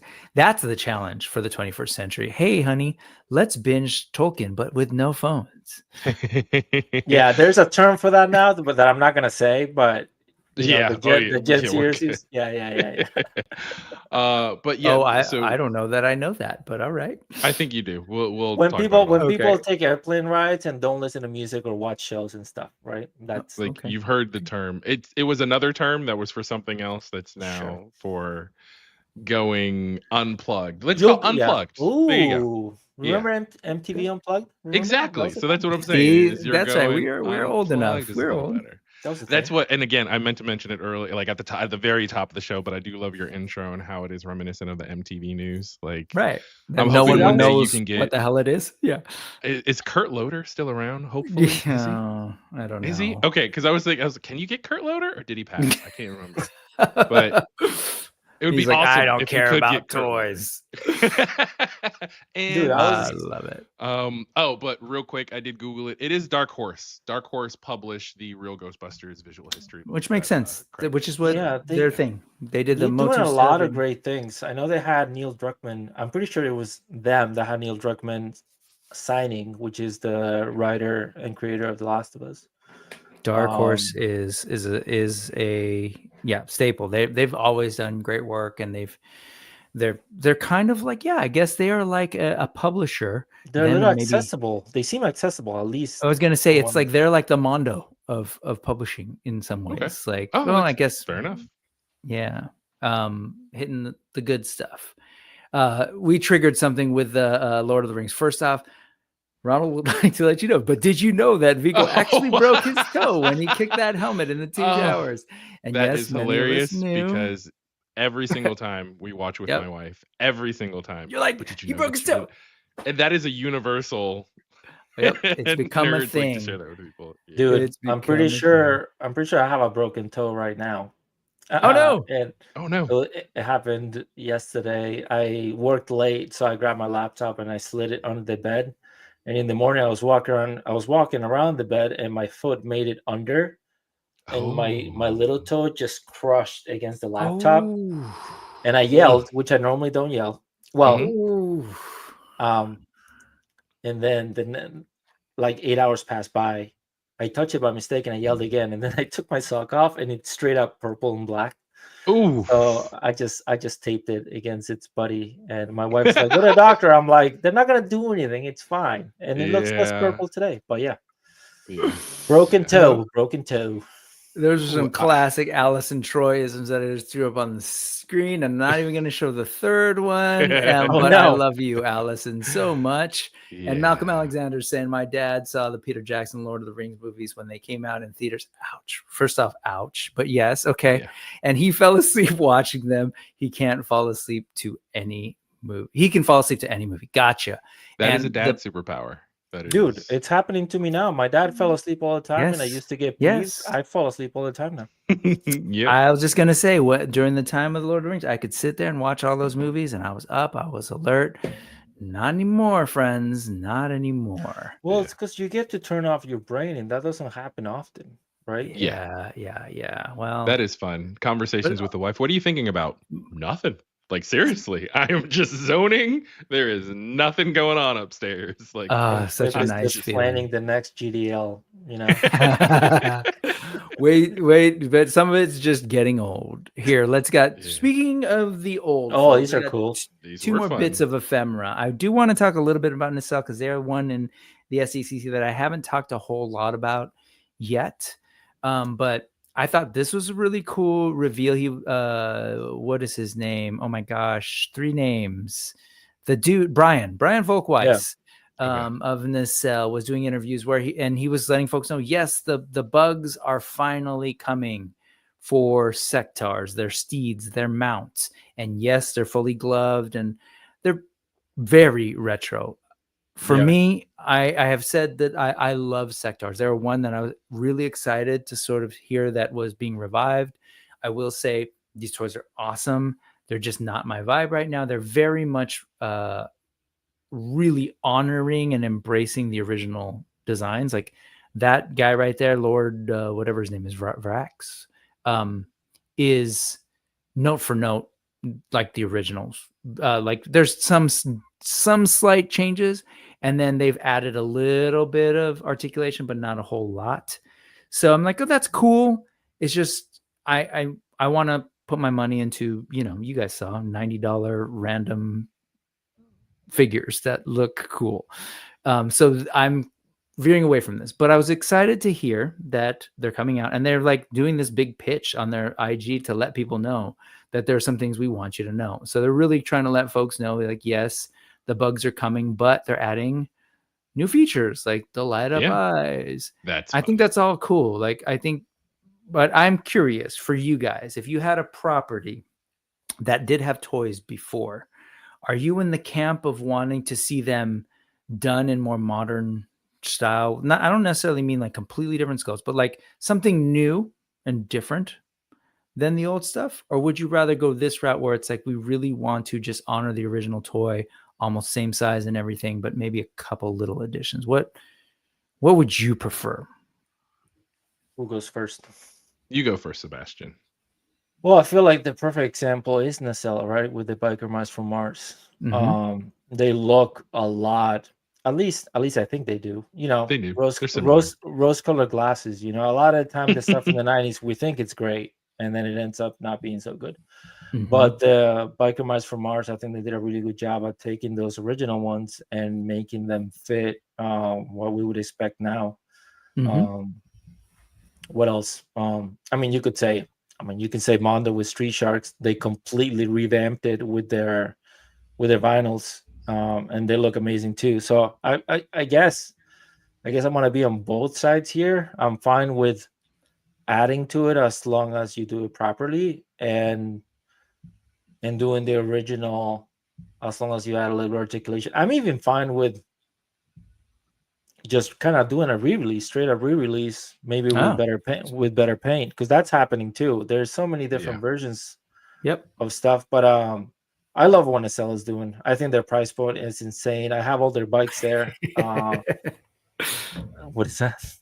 I'm laughing because the price point. That's the funny thing. It's like it's a similar toy, but modern price. Yeah, and they add lights to all their stuff. Even the bikes, even the switches and the lights make sense. Like they put them as gas caps and stuff. Like everything that they do makes sense. And Brian, I've never met him, but he seems to be crazy passionate about his stuff, which most people are. You know, most people in the toy industry are. But this guy just comes off just kind of loose, you know, which is cool. But yeah, that's kind of where I land, I guess, on it.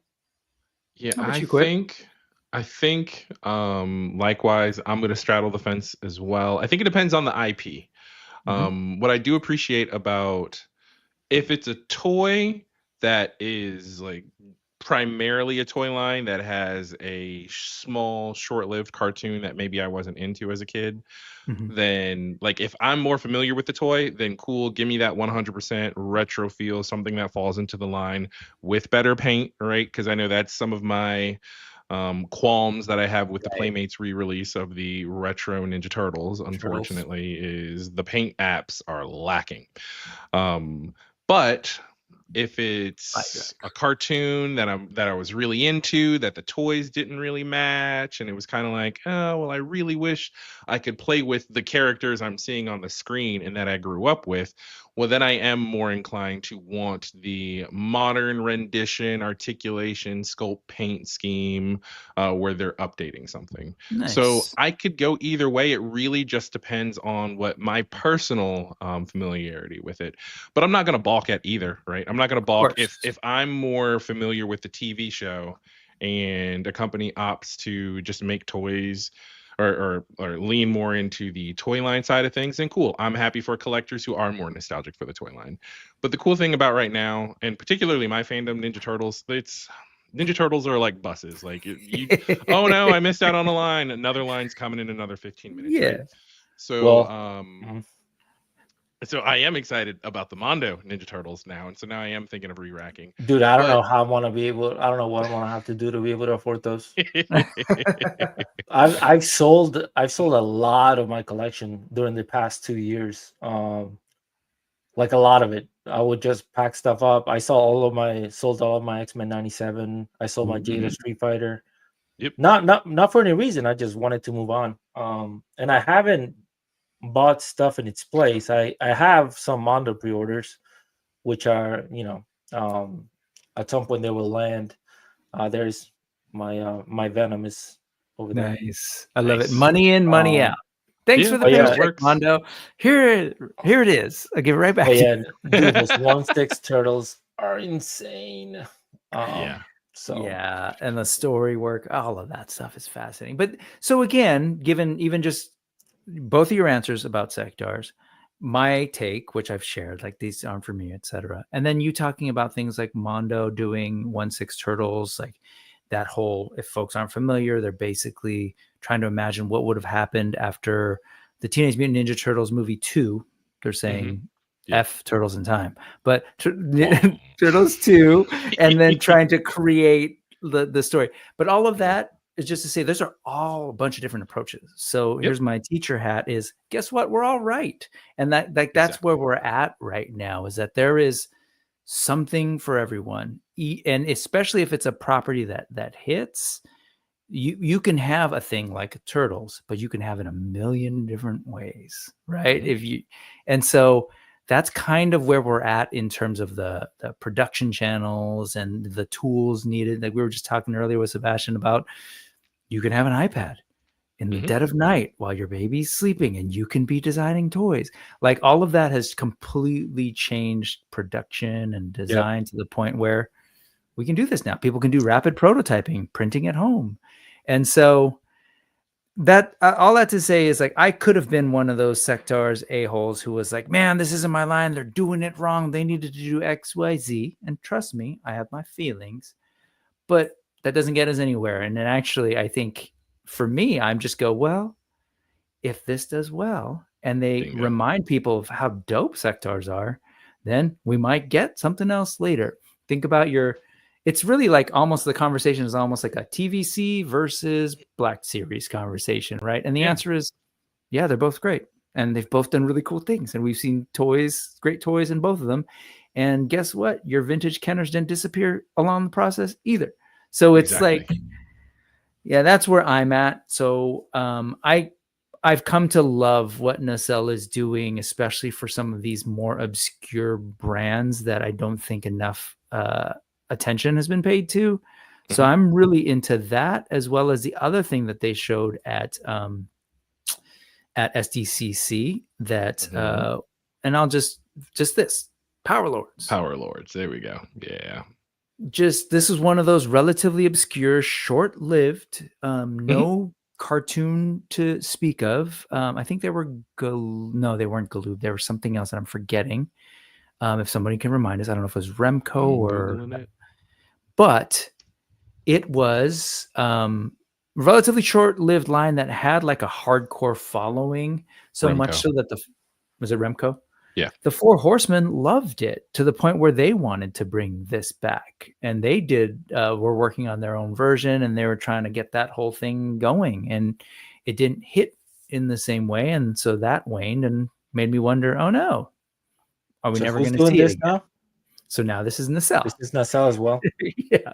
Brian Volkweiss is basically like going through the years, going through his own documentary to figure out what he needs to help bring back to life. Oh, dude, before this shirt, I was wearing my the Toys That Made Us shirt. Toys That Made Us. Yeah. Oh, yeah. I actually such a great show. I went to 2 Power Cons back when it was here in Columbus. And I met some of the guys. Brian wasn't there, but I met some of the guys in the booth. And I bought that Filmation hat. It's a great Filmation hat, and I love that hat. But they were really nice people, and I love that. I freaking love that show. I can't wait for. That was a great show. I was hoping it came out at such a great time during the pandemic. It was perfect. Watching it with the kiddo. That's how I got her more into some vintage toys. Yeah, dude. There was a little while there where she had a little mini WWF retros collection. Like they were the retros, but they were the newer retros that came out in the 2010s. Because when they did the throwback to the Hasbros, wow, that's forever ago. She was 4 and she came in and she was watching. She was like, "Dad, those toys are awesome-rific." And I was like, "Okay, all right, let me just buy you toys from eBay now, child, because these were the things I used to play with." So, also quick correction, not Remco, Revel. REV. Oh, Revell. Yeah. That was another one of those late 70s through the 80s and then died. Dude, and the dude that does the voiceover for that show is amazing. Absolutely. Like the narrator, yeah. Talking about buying your kids' toys, which is kind of funny, but Miles watches at least the first part of the Toy Talks with me, the Mondo Toy Talks, because he has to go to bed afterwards. We watched the one with the Mondo figure, where they break down the Mondo figure, the Wolverine. Where they broke down Wolverine and they show like all of the articulation, all this stuff, right? Oh, the exploded view when they explode them. Yeah, and they talked about like how whenever you move the arm, the little shoulder pad kind of moves independently. And stuff. Yeah. And this kid's so smart that he was like picking up on specific things so he could tell his mom afterwards, just so like he can vouch for the toy or whatever. And then my wife came in and we're like, "Okay, it's bedtime, whatever." And he starts telling her about like, Mom, like when you move his arm, the shoulder moves by itself or whatever. So that's so cool. I sent Peter a message and I was like, "Hey, just so you know, like my kid is breaking down Wolverine and stuff." And he wrote, "Dude, it's too early to be enabling him or whatever." I think he was like 3.5 at the time, whatever. We did end up getting that. We do have that figure pre-ordered. And Peter, watch your mouth on those streams. Because you never know who's watching. Oh no, but the Toy Talks are clean, dude. Yeah. All right, and then so we see here, this is Atom Power. He had this cool gimmick where he transforms into sort of his more human, his a human look, but this look right here, striking blue figure, etc. And I shared this with Quip earlier because this is a custom that I actually had made by a guy in India named Prem Gupta, Premier Artifacts on Instagram, because I've seen him do Hindu characters, Hindu gods, stuff out of history too, and TV shows that were big in India. And I was like, dude, I need that. So it's built on a Masterverse. So, and it's like, I showed this to Quip earlier, and he's like, that reminds me of Power Lords. And I was like, yeah, dude, there's nothing's been documented, but I bet you I'm forgetting the artist's name who did a lot of the design work for Power Lords, was probably steeped in a very like 70s, 80s conversation around ancient aliens, and they love them some Hindu stuff. They have some interesting ideas, but I share this because this is something that I was like paid for as a custom, that I was like, when am I going to get toys that like are based on these Hindu mythology and Hindu gods?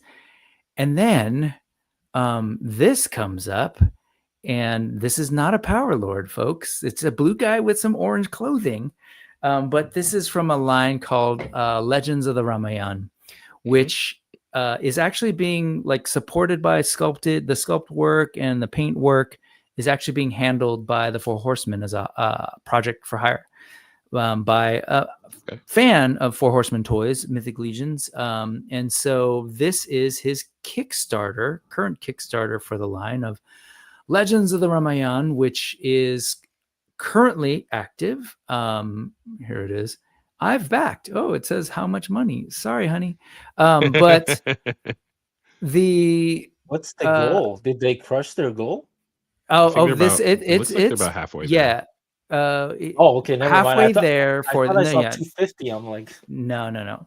But this is for like wave 2 and beyond. So I wanted for folks to see this, but wave 1 actually has already hit, and I literally just tore this out of a Big Bad Toy Store box before the show and showed Quip. So the wave 1 figures are out, and they are doing this for their wave 2, and they're just pulling stuff out of the Ramayana of characters out of there and trying to bring them to life. These are some of the wave 1s, again sculpted, painted by the Horsemen, and photos by Trevor Williams, who's a part of the Four Horsemen Studios, their photographer, created by Sumya Das, talented comic book artist as well. Dude's got skills.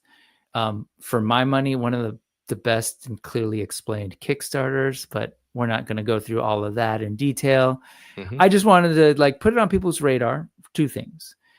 You could, we're in a day where Sebastian can design a thing because he's got an itch to scratch because he really loved the Goofy movie or Space Jam, and get people's interest to turn it into toys. But people are doing toys about a bunch of stuff. And there's something both educational and fascinating about taking things like from the Ramayana, or even empowering for a lot of folks who come from families from India or are there now and are like, oh, I get to play with these as some of the heroes or the things to go on adventures with, in addition to, that stuff that came out of the West, like Superman or Batman or Wolverine.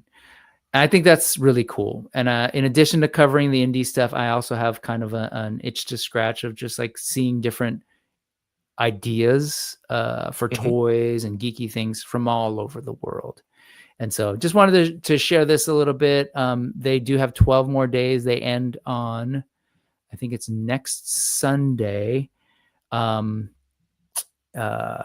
12 days. Yeah, that might be about right. 17. Yeah. Yep. And here's just a rundown of sort of the figures. I think probably the best sharing. But in which community did you see this stuff kind of marketed?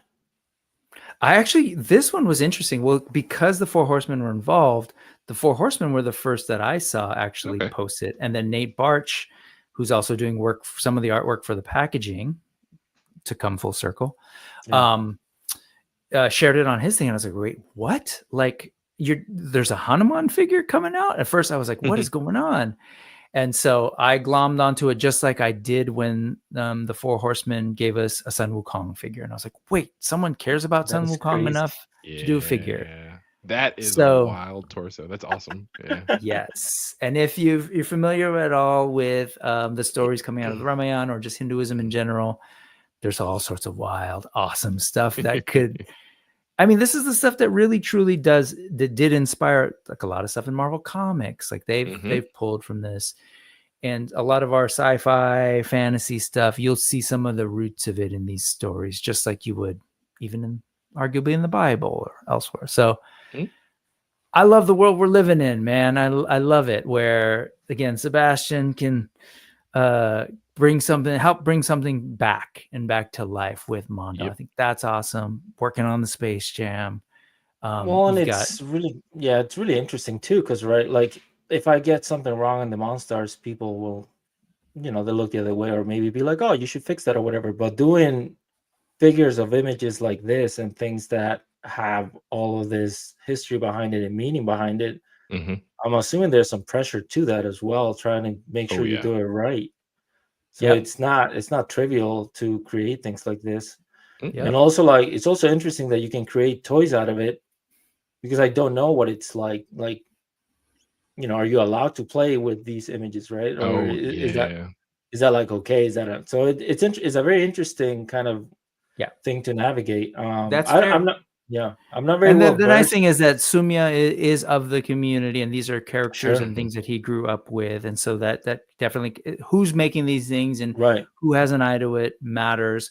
Or shout out to the Four Horsemen who gave us a Sun Wukong figure, and recently this Ganesha figure. And they do their research, and they clearly like exercise the love and the care to be respectful and thoughtful. They talk to people, people who would know, and experts, and they want to make sure that there's that, and also they go the extra mile of using it as a way to educate people and open people's eyes to new things. They do the photos.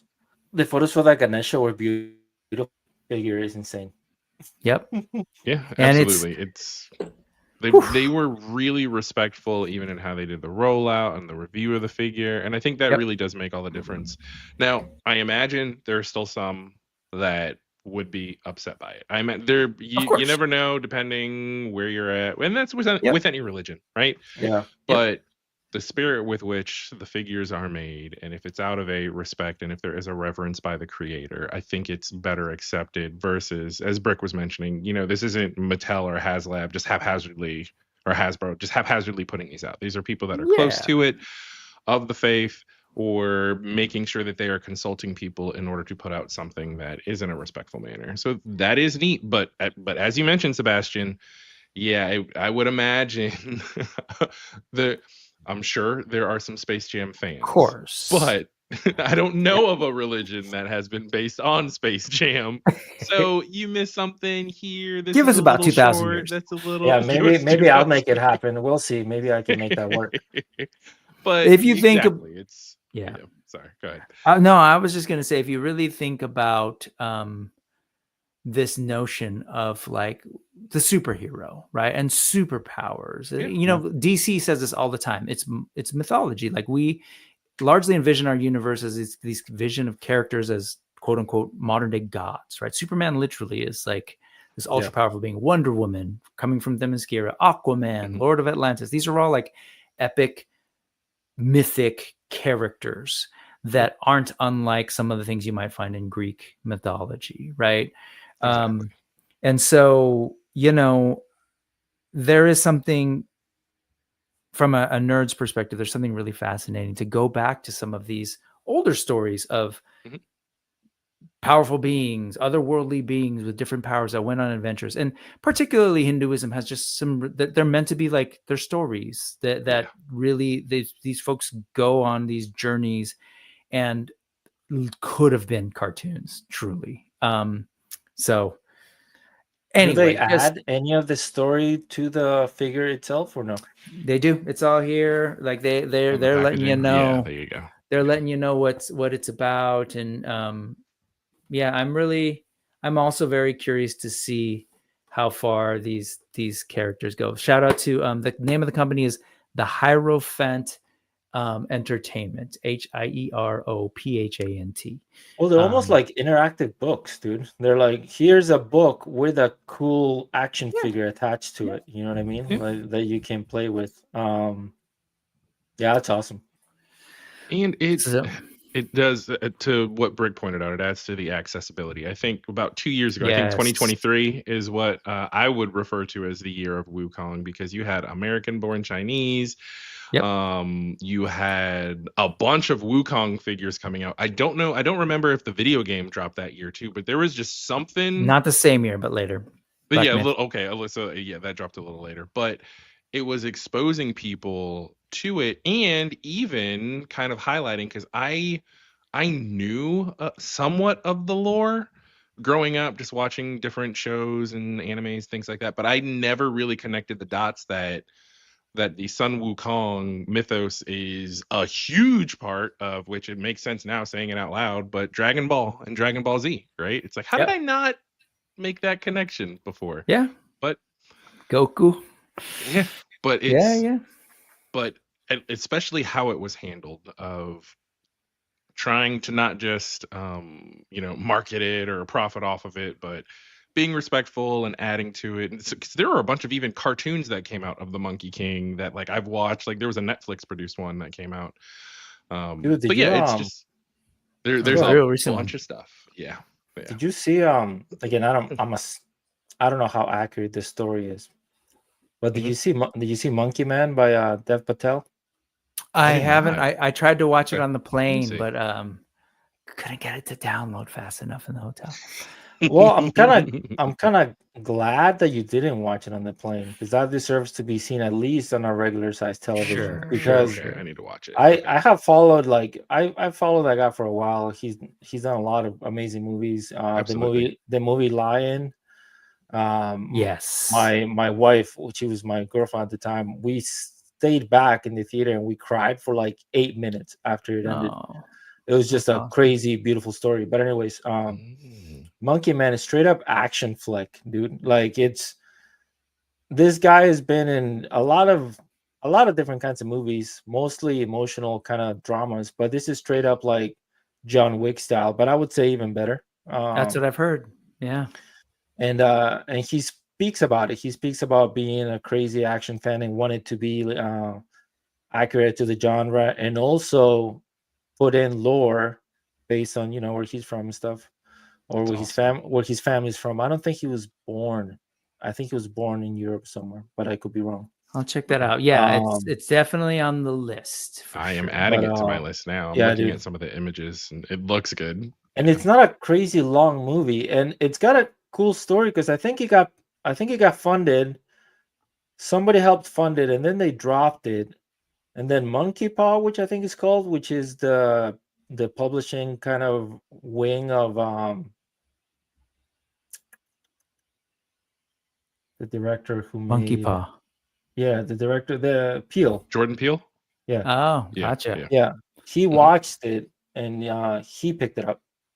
Okay. As far as I can tell, I could be wrong, and I guess I read this a while ago, but I guess because Jordan Peele was able to put funding behind it and his name behind it, they were able to get a lot of songs that they normally wouldn't have been able to license. Oh, sure. Ooh, okay. Which made the action scenes like hit different, But that's awesome. But they started the movie kind of like the mom is telling the son kind of stories based on what I'm assuming is accurate lore based on their religion or whatever. And then the movie itself is not that, but he kind of he goes back to that and kind of the reason why he's doing certain things, right? I got to check it out for sure. It's beautiful, and it's got some action scenes that are straight up bananas. But yeah, like I said, it is on the list. It is on the list. There's so many. Scenes are bananas. Monkey Man. See. Yeah. And he also wears like a suit a lot of the scene, and he's got this really like John nice. Wick?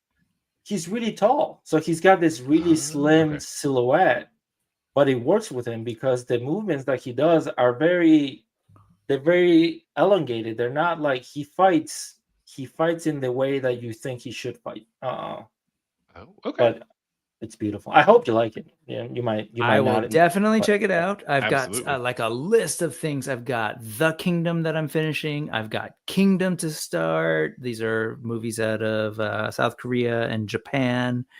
And the one from Japan is about China. Trip on Which that. one's out of Korea? Is it The Kingdom? Or The Kingdom is The a. Kingdom. Okay, I'll add that to the list too. I'm a big fan of Korean cinema. So okay, check it out. Where do you find stuff? Is that like in a streaming that's actually platform, available on Netflix. Both of those things are available on Netflix. Okay. Netflix is particularly good at bringing in stuff from all over the world. They've had a lot of success, and frankly, because they lost Disney stuff and Warner Brothers stuff, so they had The to Office, find and other It's Always content. Sunny in Philadelphia. Yeah. So anyway, Derek Hoover wanted to say Derek hello Hoover. to us and wanted to pop in real quick Yeah. to give a congratulations to you, man, and say, hey, Rick Jones isn't wrong. Power Lords absolutely sounds like a disco band. It sounds like a power metal band too. Power Lords. The Ravel thing. Thank you, E. McNeil. He's saying Ravel, I think, for Power Lords, partially based on designs. This is the name I was trying to remember. So Wayne Douglas Barlow did these series of books where he was just explaining different extraterrestrial body types and stuff back in the, I want to say late 70s, no, probably 80s. Here you go. Barlow's Guide to Extraterrestrials Fame, which famously or not, was also an inspiration for a lot of what Eric Treadaway had in his brain, and the other Four Horsemen. Cornboy was into it, I believe. I remember him saying that inspired them to not only be interested in Power Lords, right? Because they, like I said, they tried to do that line, but that was the genesis of Cosmic Legions. So their sci-fi line came out of a lot of the artwork from Barlow. Definitely awesome. And Rick brings this. I had no idea that Wayne Douglas Barlow is now designing stuff for Capcom's. It's Capcom, right? Yeah. Monster Hunter. Pretty sure. Man, your community knows a lot, dude. Yeah, man. And I don't know if Ronald, if you're not still here, or if you're here, he's my connection to Monster Hunter. He taught me all about Monster Hunter. Other things with this rabbit holes. Yeah, that's kind of what we do here. Justin saying shout out to Quip from a GDL viewer, and he's into these figures. He's saying there it is. Jai Sri Hanuman saying, as a person of Indian descent, these are cool. That's Rick awesome. Jones, I know, is familiar, also points out that Hindu statues are everywhere in India. So like the likenesses of these gods, that is a thing. And some are like, there's all sorts of different styles. Some are cute, chibi, and they're good with it. I don't know if weird's the right word, but I hear you. And the avatars would approve of action figures, right? Right. Cool. Rubberized material hiding articulation points. Sorry, take two. We're wrapping up. I'm not sure what that was in reference to, but maybe. Paul Galliano's jumping in here. Is late to the stream, but happy Tuesday. We are wrapping up, but thank you so much for stopping by, Paul. Always good to see you. And Hella Geek is here. Double views and double likes. Thank you. This is somebody's alternate account. I love that. See, he's here, and yeah, he knows what's up. I love it. All right, folks, we are going to wrap up. Hey, you two, thank you so much. We didn't tell this story, but we were watching Brandon talk with Kevin. Mm-hmm. Yep. Kevin Toying Around was my guest 2 days ago on the channel. Then a couple days before that, he did his Unboxing Thursdays with Brandon Gash, who is a colleague of Sebastian's. Sebastian was in the chat. Quip was in the chat. I was in the chat. At some point, we said, hey, we should just stream. I said, sure, I'll hit you up. And here we are. So I was watching the stream with you and Toying Around, and I just said hello, and you popped me up. And Kevin is like, yeah, Sebastian seems to be everywhere. I'm like, yeah, sorry, I'm not trying to spam people. I like this stuff, Exactly. I like this stuff. Yeah. No, that's not a bad thing at all. Like Kevin was just like, yeah, it's good to see you. It's good to see you in the community. So he's a good dude for sure. And I love that you were able to jump in and do that. Like literally, that was a couple of days ago, and we made it happen. So I appreciate you both for being willing to do that. Mm-hmm. Quip, congratulations again. You're doing an awesome job over on Geek Dad Live. Thank you for having me. It's hard for me to say. Yep. Absolutely, man. Awesome. Always fun to talk toys. Sebastian, so good to meet you, man. And congratulations, I think, is in order, as folks have said, because you're doing good work. You're living your passion. You're making it happen in the wee hours of the night with a new kid. Like, I totally get that. And I respect, man. And hello to your mom again. Good job, absolutely. Hola, ma. Yeah, dude. Thank you for the platform, and it's great conversation, dude. This was awesome. Cool. I was a little anxious about it, but as soon as I saw your face, I was like, you and Quip, I was like, okay, we're good. Let's go. You're good. You're Yeah. good. Lock in. And- We're just chatting. Exactly. Yeah. Right on, man. So thank you so much to everybody. One last guy squeeze in. What's up, Alberto? Good to see you, man. We are wrapping up. Again, thank you very much. Unfortunately, I will have to be back to work. So I won't be doing more live Tuesday streams like this, but I will probably drop one more Tuesday pre-recorded with a creator who, like you, is just like had a passion, created a thing, and is now doing comic books, is about to do a cartoon based on this thing that he's done. I'm going to tease it. He's got 1/6 action figures coming. He's working on 1/12 action figures. It's wild. I knew nothing about it. I saw it and I was like, okay, cool. And I talked to him and I was like, man, yeah, just like many of these passionate folks making their things happen. And I'm a big supporter of artists and indie artists, indie toys. So I wanted to share that. So look out for that. That's probably going to drop Tuesday. And of course, this Sunday, I'll be hanging out with Josh Brown of Josh Brown Customs, another buddy who is like deeply embedded in the custom production of like awesome, beautifully printed custom parts for our action figures to extend our toys. So that's a Sunday. Quip. Sunday. You've got a thing. Do you have any idea what it's going to be about? Do you have like a long list of oh, that's right. In this case, it worked out. You know what's happening on Sunday already. Pixel Dan is going to be on the show. We're going to be prominently featuring his new book, his new compendium. I'm calling it the Encyclopedia Turtanica. But it's his book that's completely based on turtles. So I am amped. But yeah, join us on the Geek Dad Life channel on YouTube. We start, Jay likes to say it's a Broadway 9. So if you don't show up till 9:05, 9:08, sometimes as late as 9:15, I mean, be there by like 9:05 and we'll get going shortly. So yeah. And Sebastian, folks should just follow the IG. Is that the best place to keep in touch and sort of see what's up? Yeah, I'm just gonna keep on grinding. That's all.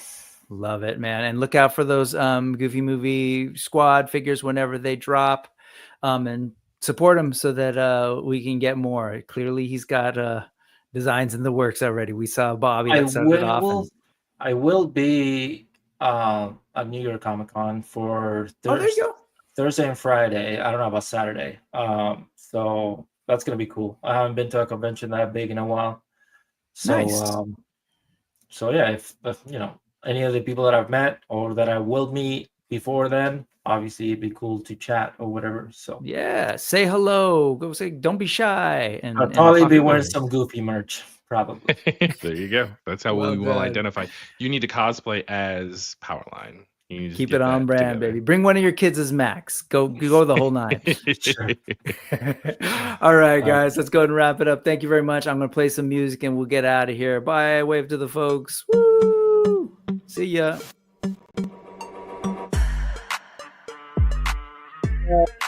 Thank you, everybody.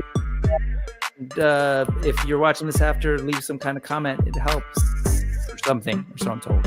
Thank you. Bye.